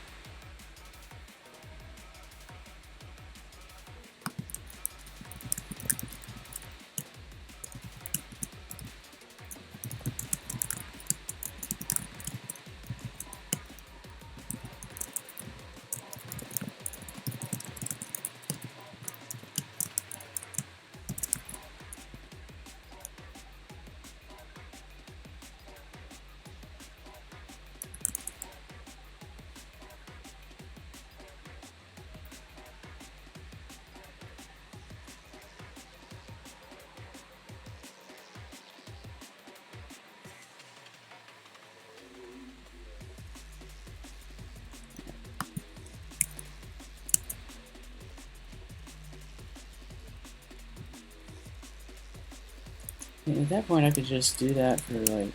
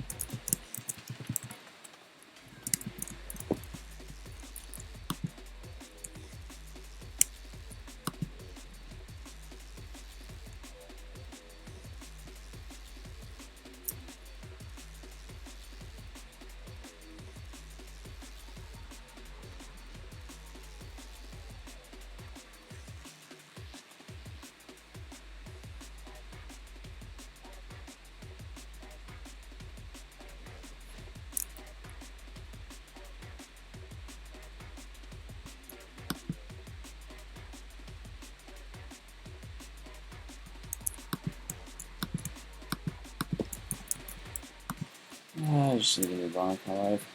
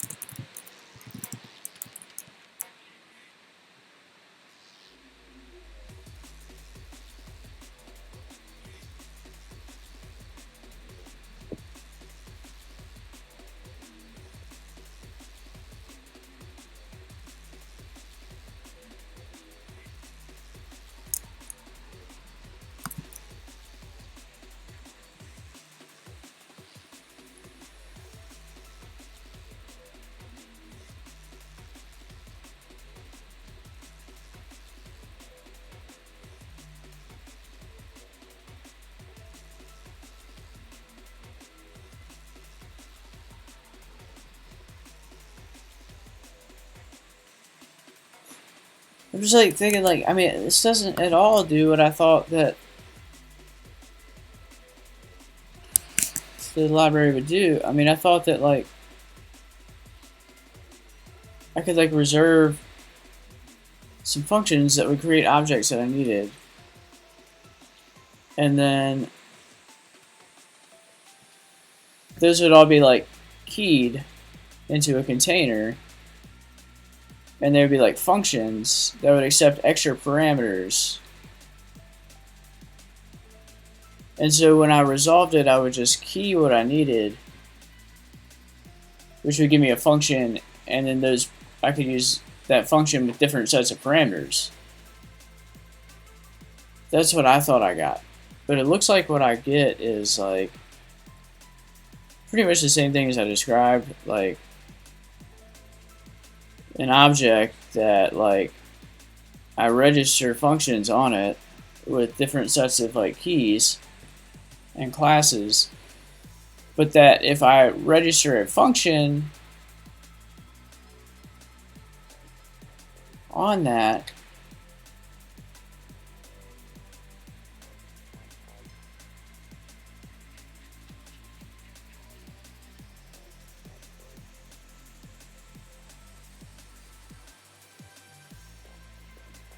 oh, never mind. God, I don't know what is wrong with my brain right now.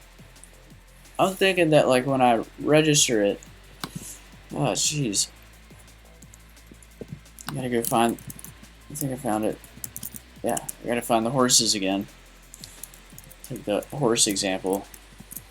Alright, so I was thinking, like, for some reason when I registered it, any specific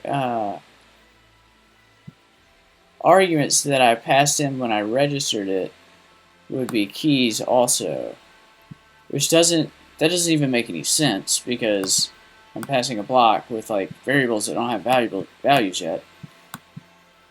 It's just, like, idiotic. I don't think it really changes what I'm going to do, though.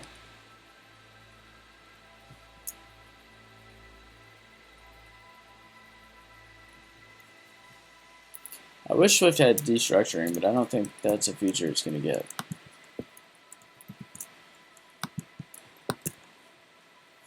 Or that there was, like, a Lisp that I could use on iOS. Swift is pretty awesome, though.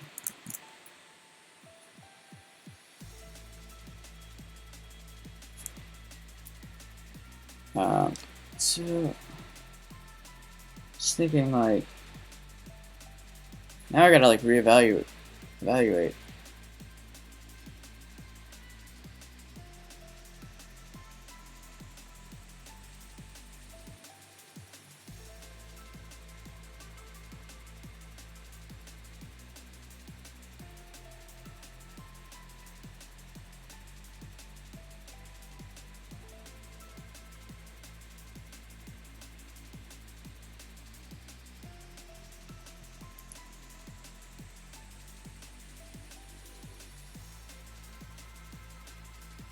First of all, I gotta make it work for the metal enum class, which isn't very hard.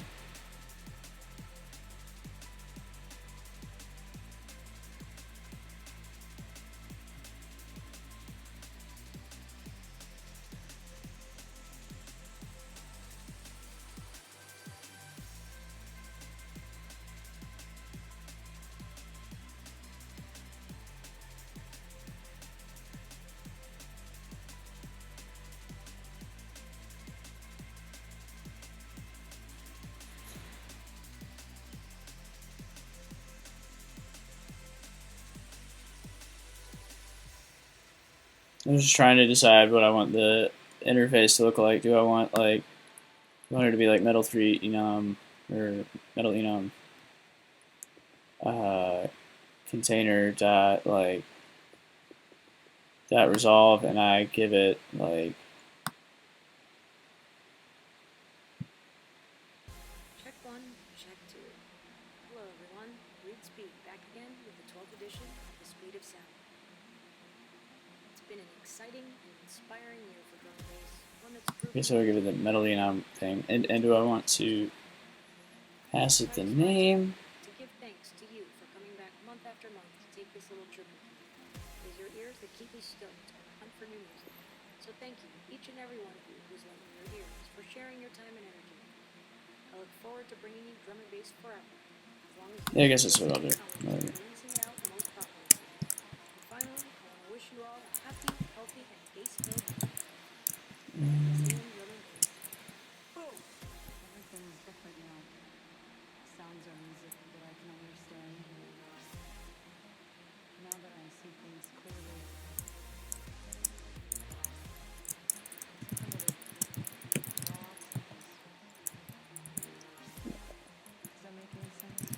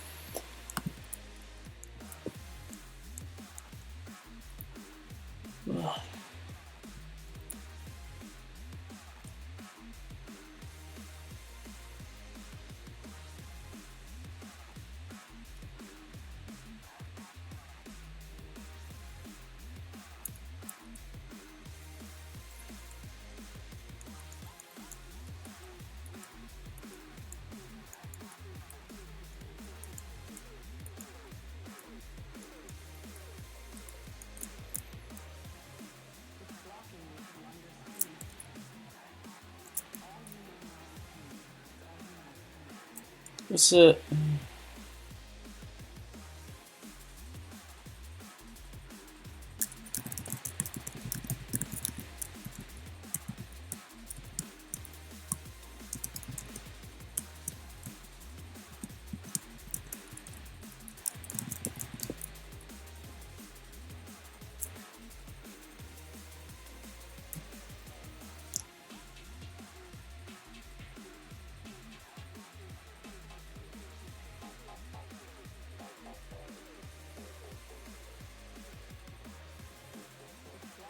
Now how do I get it to do this without like without it like holding on to all the references?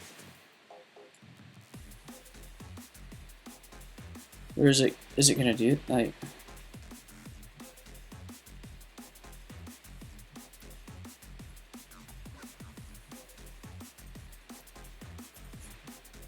They mentioned that.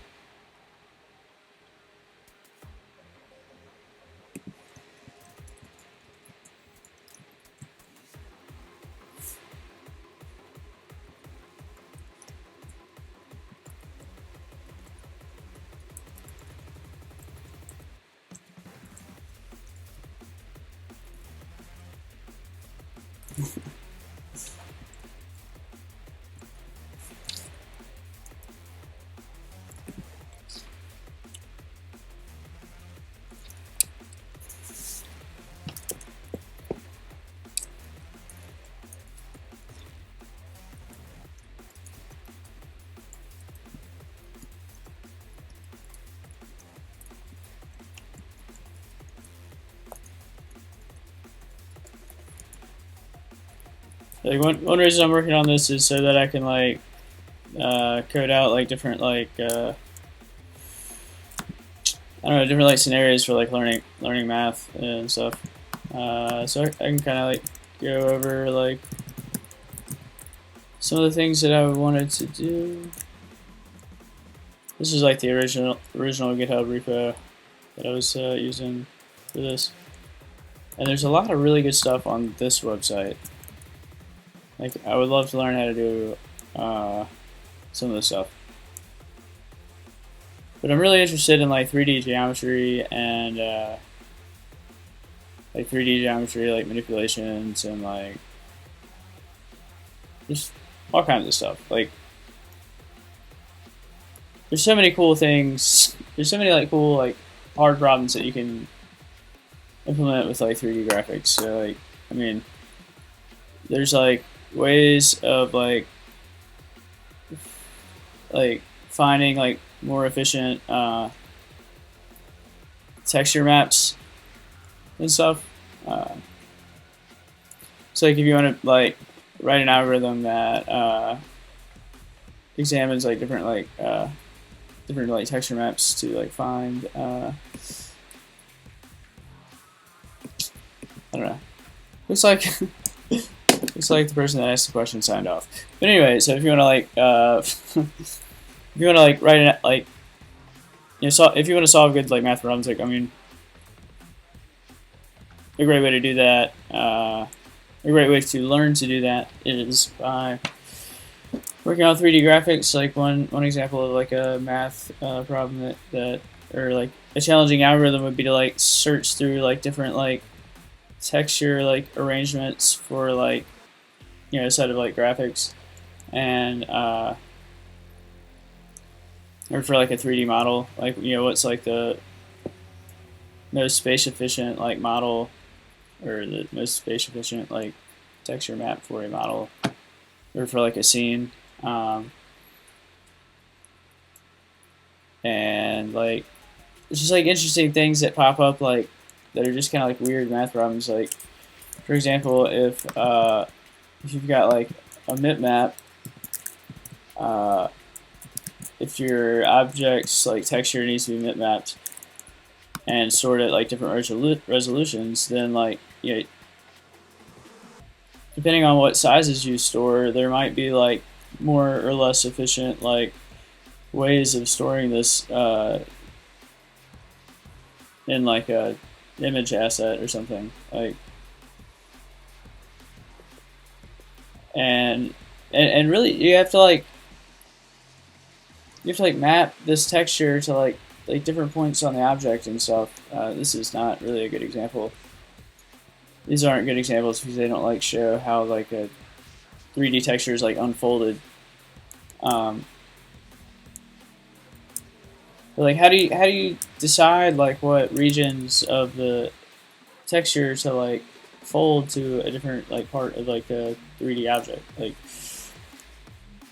there's probably like a fairly simple algorithm that like unrolls like a 3D object like fairly well and like finds like a fairly space efficient way to store it.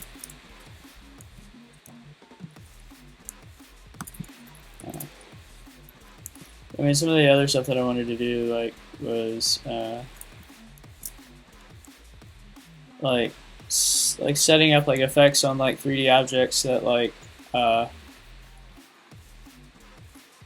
where you define like a vertex and then like its adjacent vertices, and then like at every time step like you transmit some information from one node in that like lattice or tensor network or whatever, and then you like transmit that information to the other nodes. So you might like stream in like audio data into like one node, and then like it gradually like dissipates to like other adjacent nodes. And so you just define rules for how like a value is like dissipated to other values like throughout the network. And it's like one thing I kind of wanted to do. And I found that like I would like if I wanted to do one of these things, I would code like 4,000 lines of like, code that I couldn't like really reuse. Like if I wanted to reuse it, then I ended up with all these like tightly coupled uh, like super classes. Like I had this like huge tree of like classes, and anytime like I found a better way to do something in the parent class, then it caused me a lot of problems. I had to like refactor like all these other classes throughout my projects, and it just like obviously wasn't the best design for it. And I think this would be like the greatest, this would be like a good way to like defining like the pipeline stuff in XML would be a good way to just like easily define that stuff like declaratively, and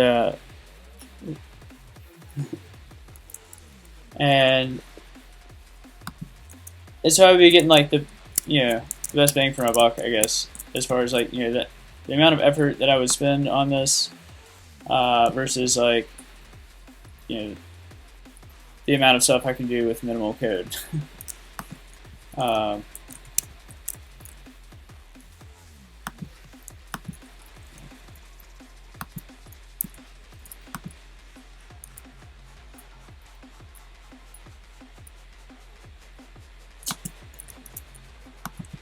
anyways, let me get back to what I was doing. So return.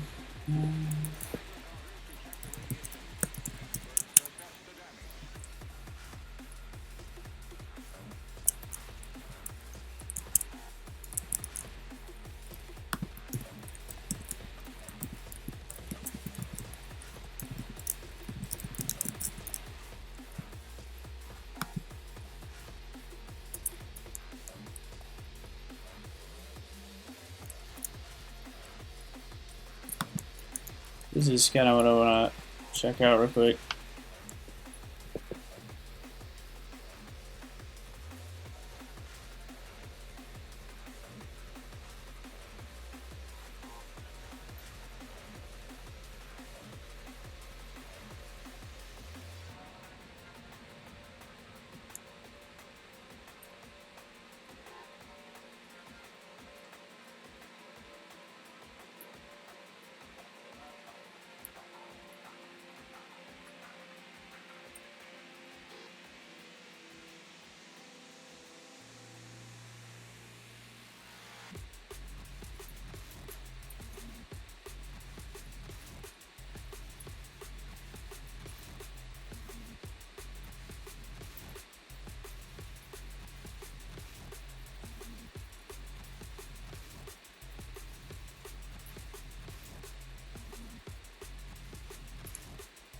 So it seems like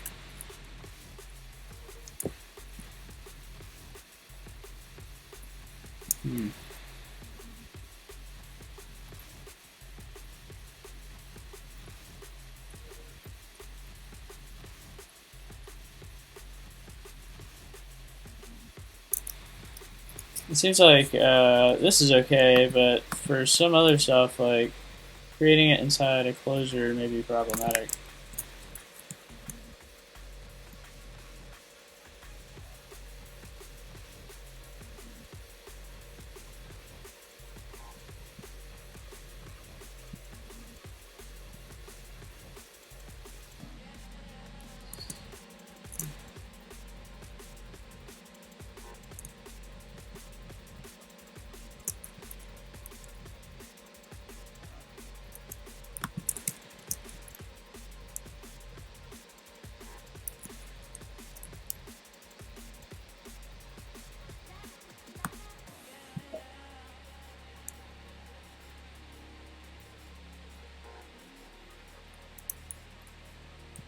Okay, yeah. Not really a problem actually, because I can use the singleton stuff.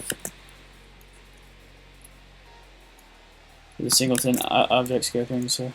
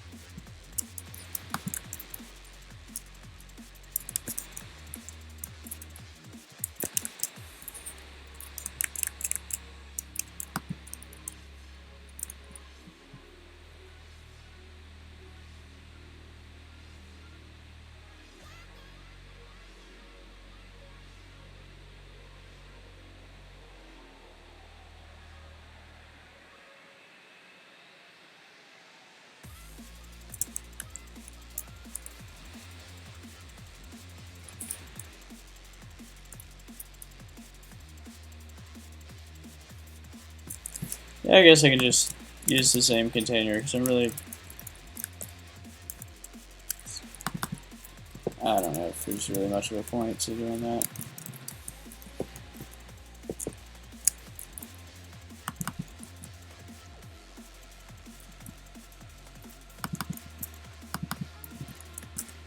Yeah.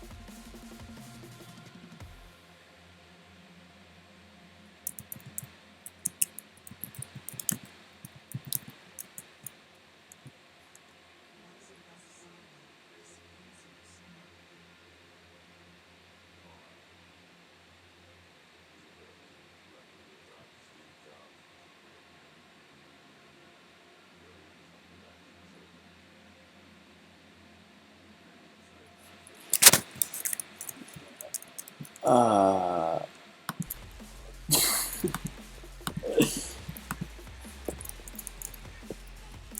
it's like a really weird quote.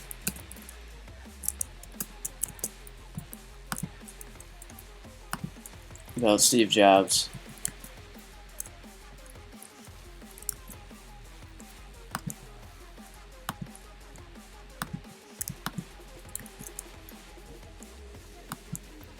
Alright.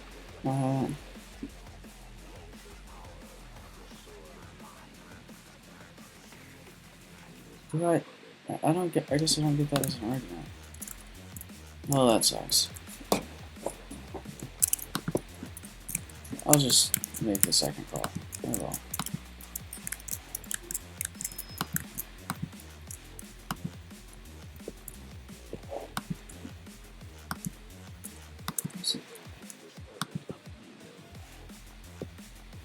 Oh god. I can't run the tests on that.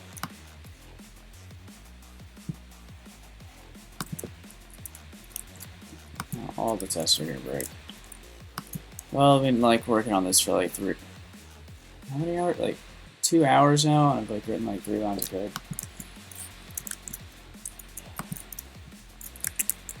One can only hope that that would improve.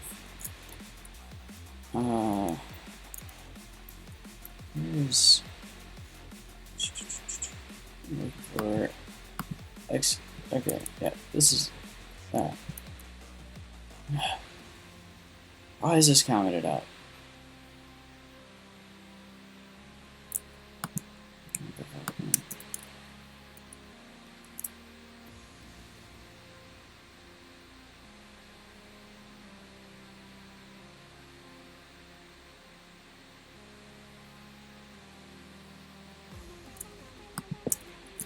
I'm sure there is a reason. Oh god.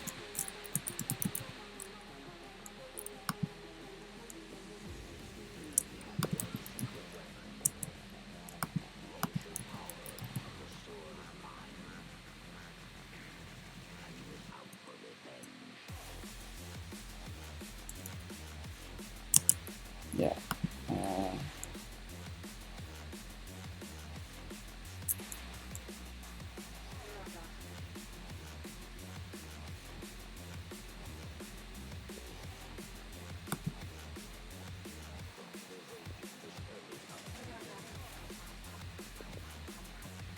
Shit.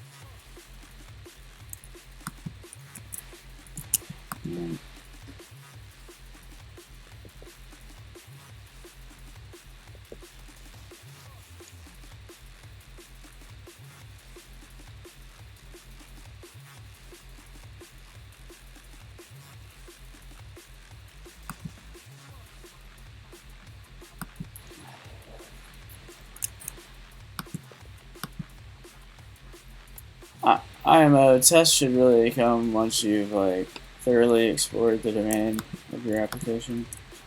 Because like I don't even really want to like I don't want. It's like,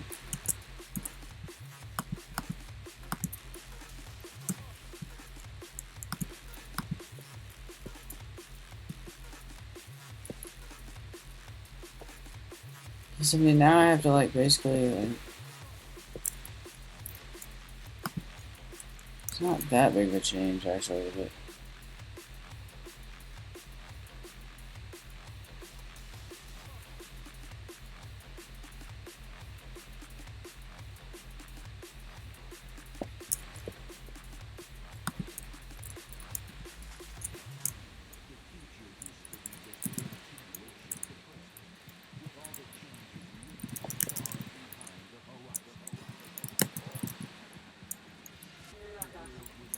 Yeah, I'm just gonna call this desk man.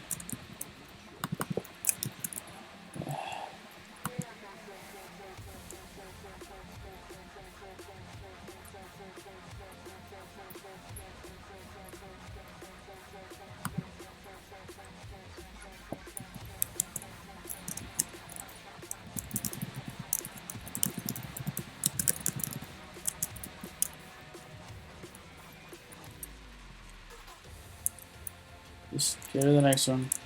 Nope, don't do that. Oh, shit. Man. No.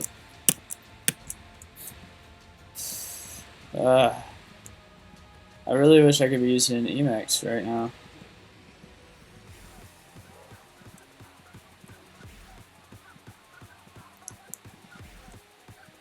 Ah, shit.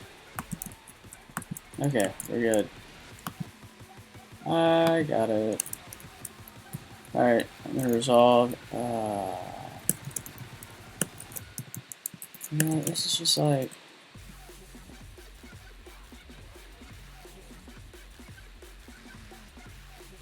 It's too verbose for like what I'm trying to do.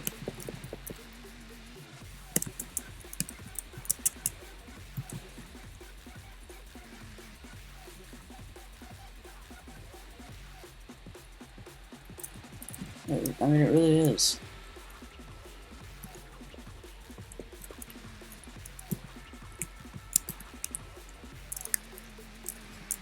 I guess that could be improved. That should still work. The rest of this should break horribly. Actually, all of it is still gonna break just because this doesn't work yet.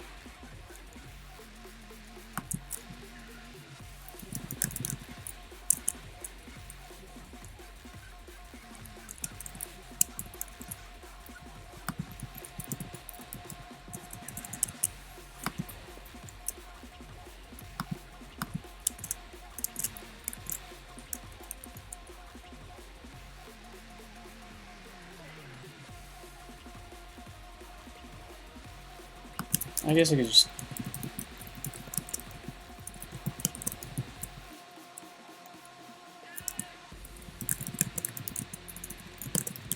do this so I don't go crazy from having to type that shit all the time.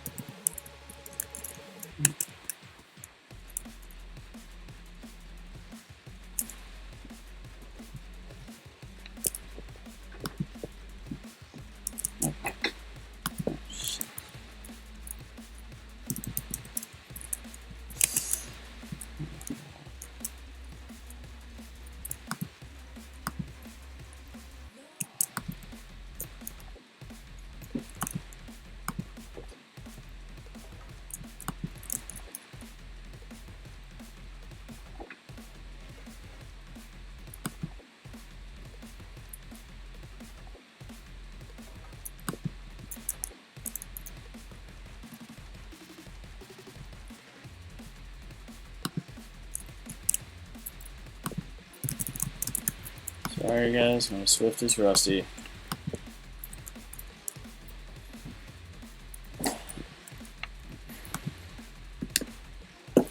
The Swift is rusty with this one. Alright. I'm just gonna make these UNts everywhere, and hopefully I don't regret that later. I really should just also make this a dictionary, but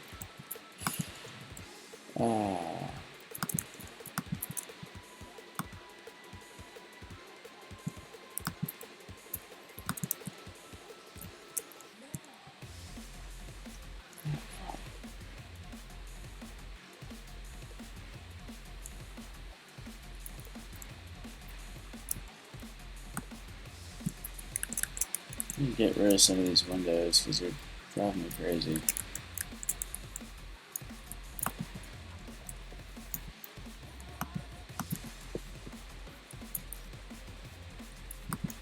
Shouldn't really need that one anymore. I just basically need the tests.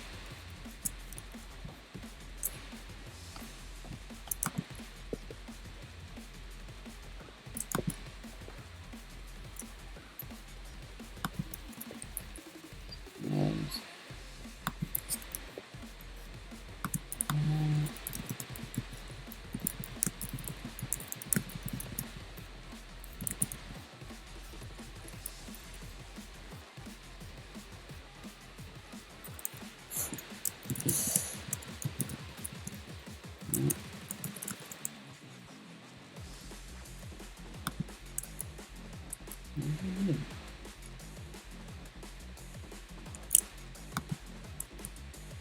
oh, shit.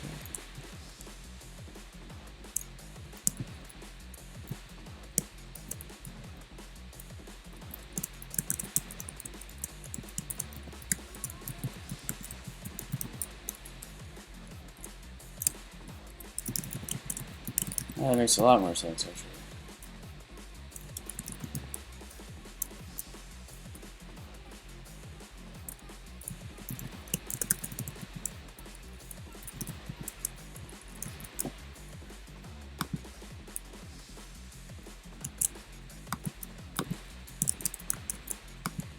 We're done yet? Yes.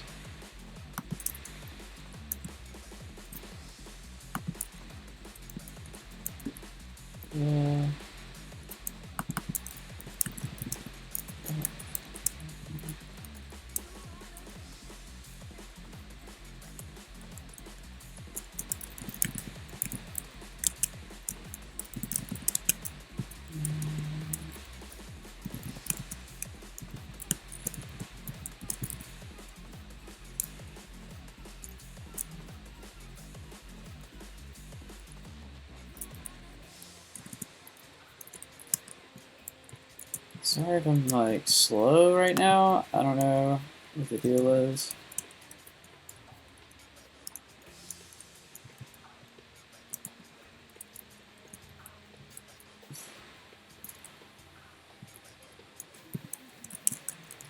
Alright. Really just like getting back into this project. That's most of it. What do you mean I can't do that?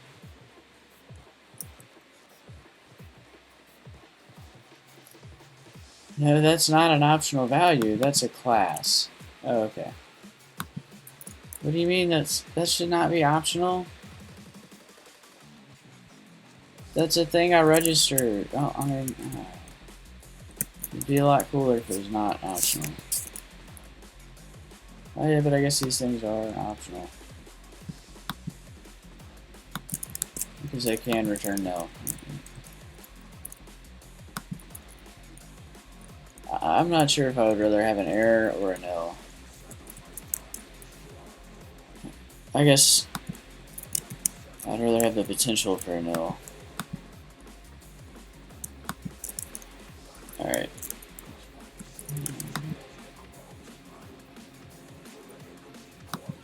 Oh no. Oh god. What have I done?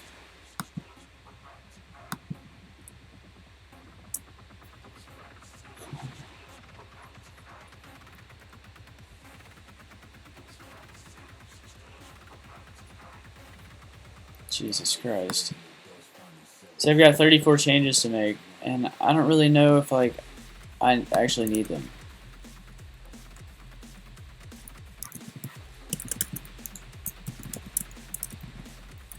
I guess.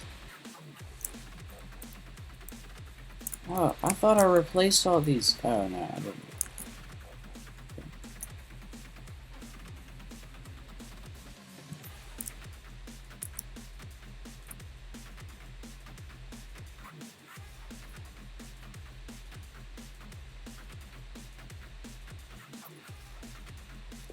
Alright.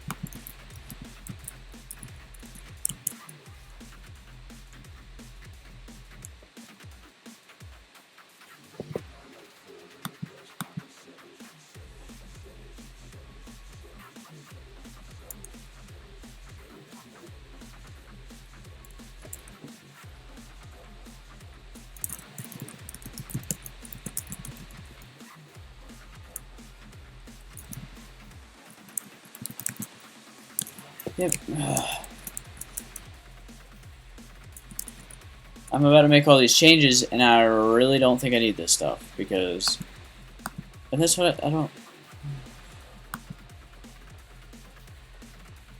That's what I don't like about testing, unless like you're like absolutely sure you're like you know what the interface should look like.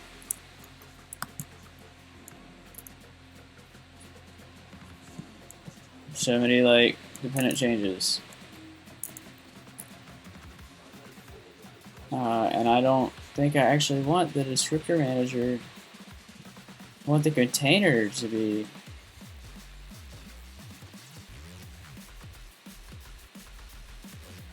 I want the container to be passed on. I don't want the.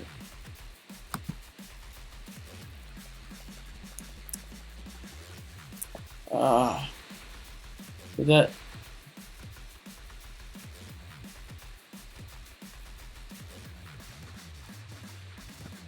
Alright.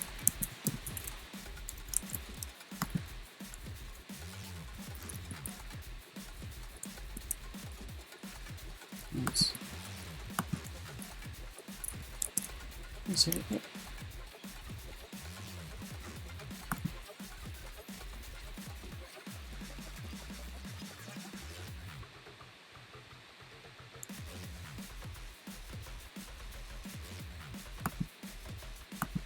I deleted that. Oh my god. I deleted that. It's gone. What? Did I not delete that?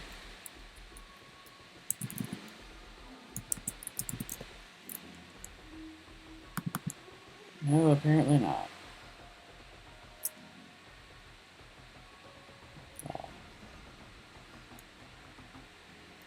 Where's that file? Yes. Yes. Bye bye. Apparently I had the wrong thing last time. A few more changes there.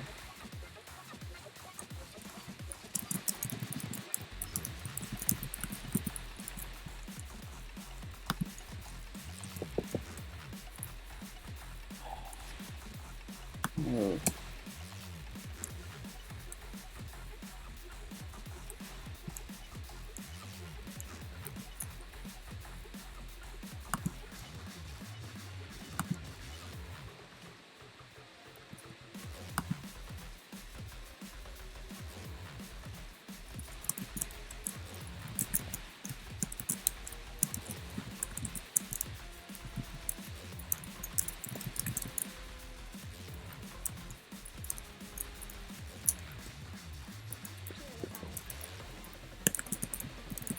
Really thought this would like not take as much time.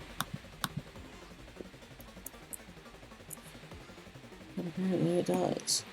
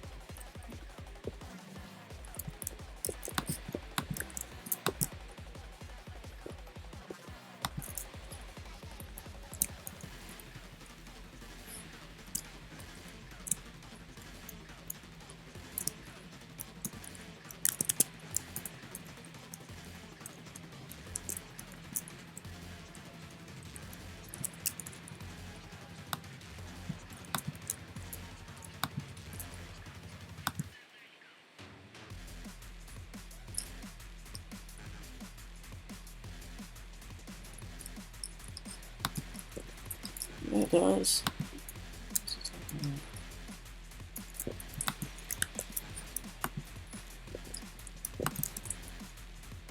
Oh my god.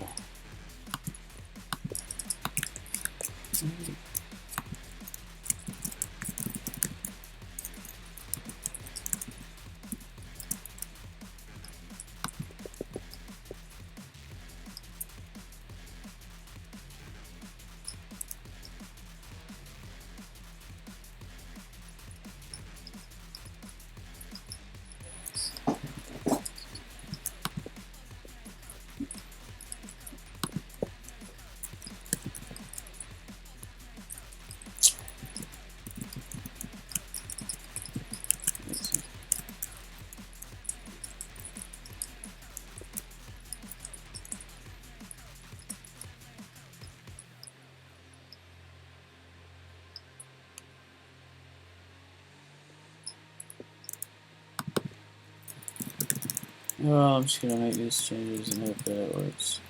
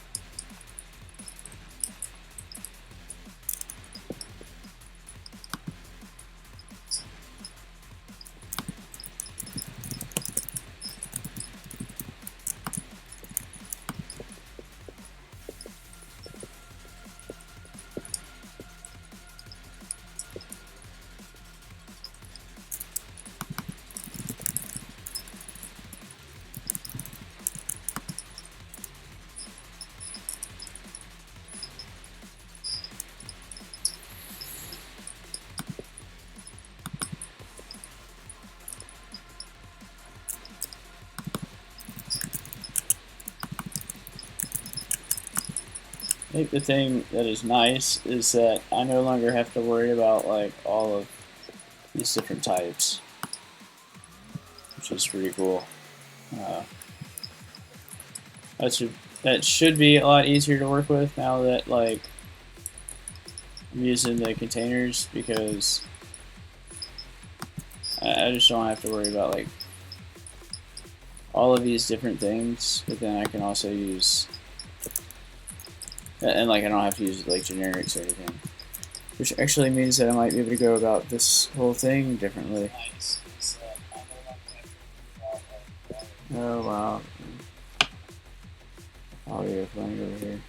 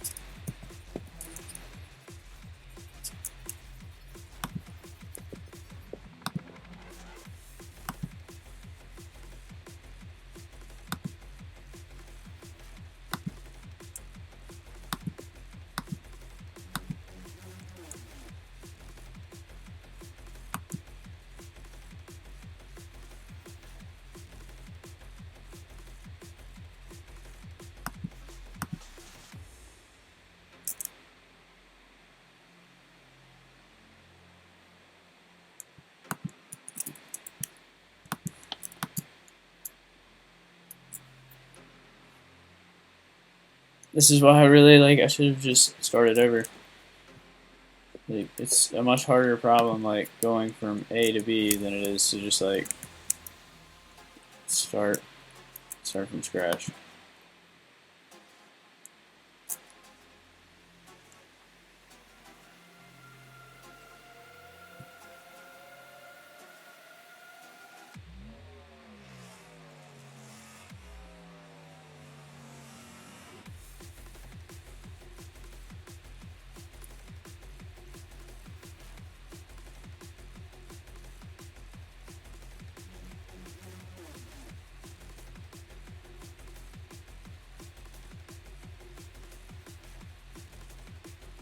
And I'm not like, it doesn't fit. It doesn't fit the pattern at all.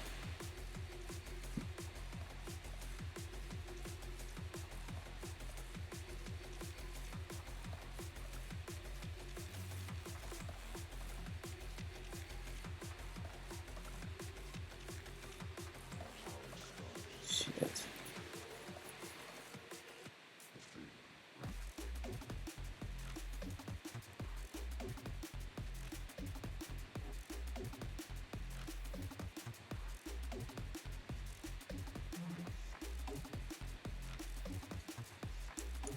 Really sucks.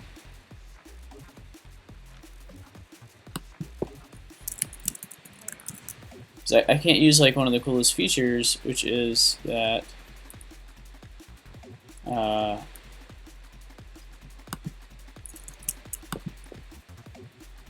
you can like resolve like the interdependencies.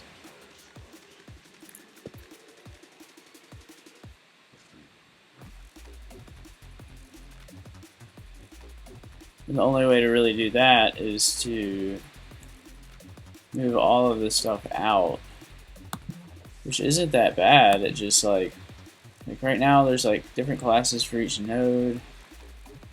That's also not that great.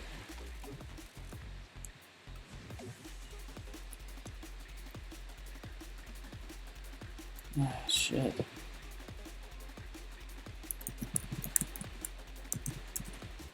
It's the only reference to a library.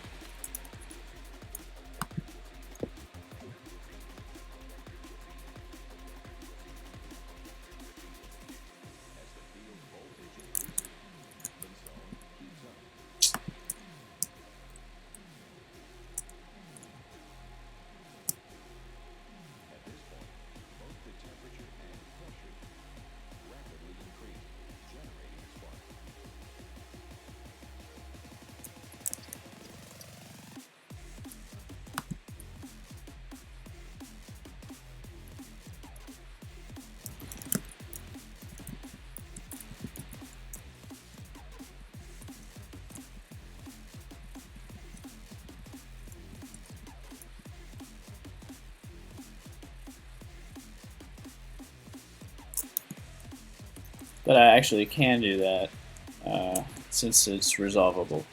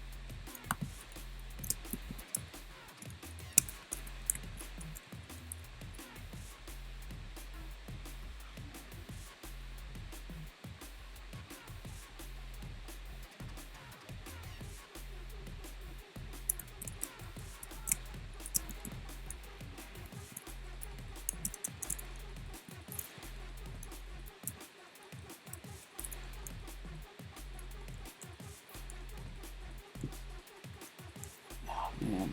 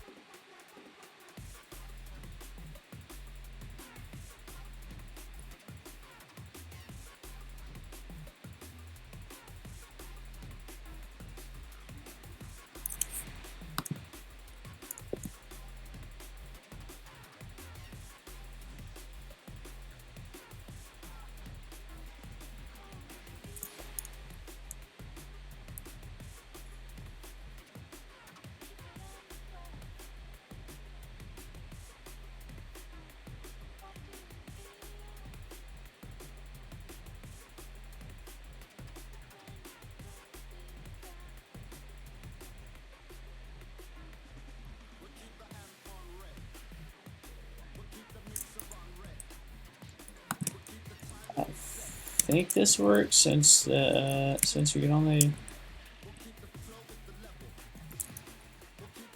You should only be able to register one function of each name regardless of the type. I don't think, because when you look up the functions, like, you only get the name.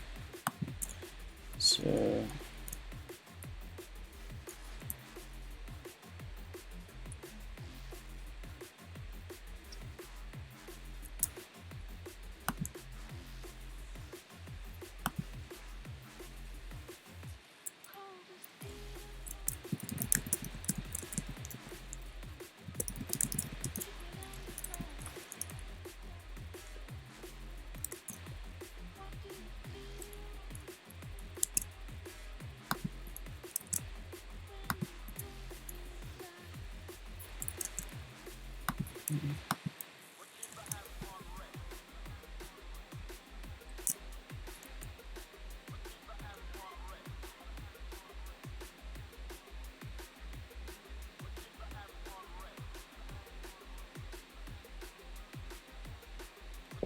I could break this up into assemblies. This would make a lot more sense.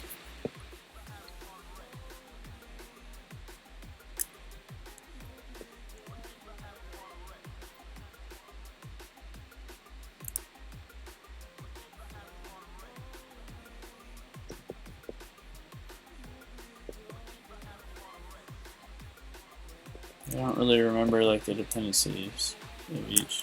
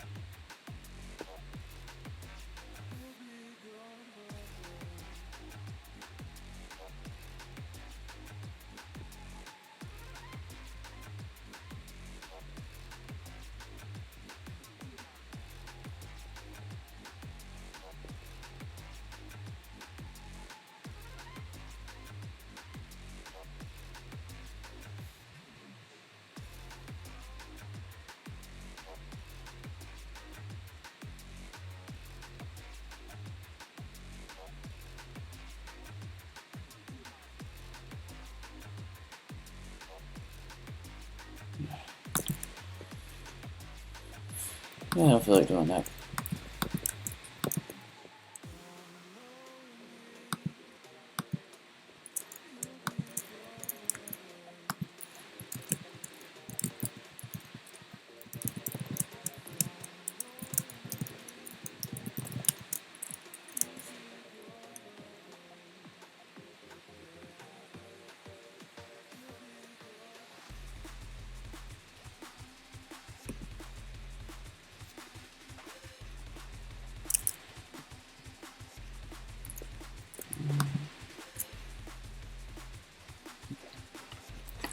Hey guys, I'm gonna like pop off here just because I'm not really making a ton of progress, and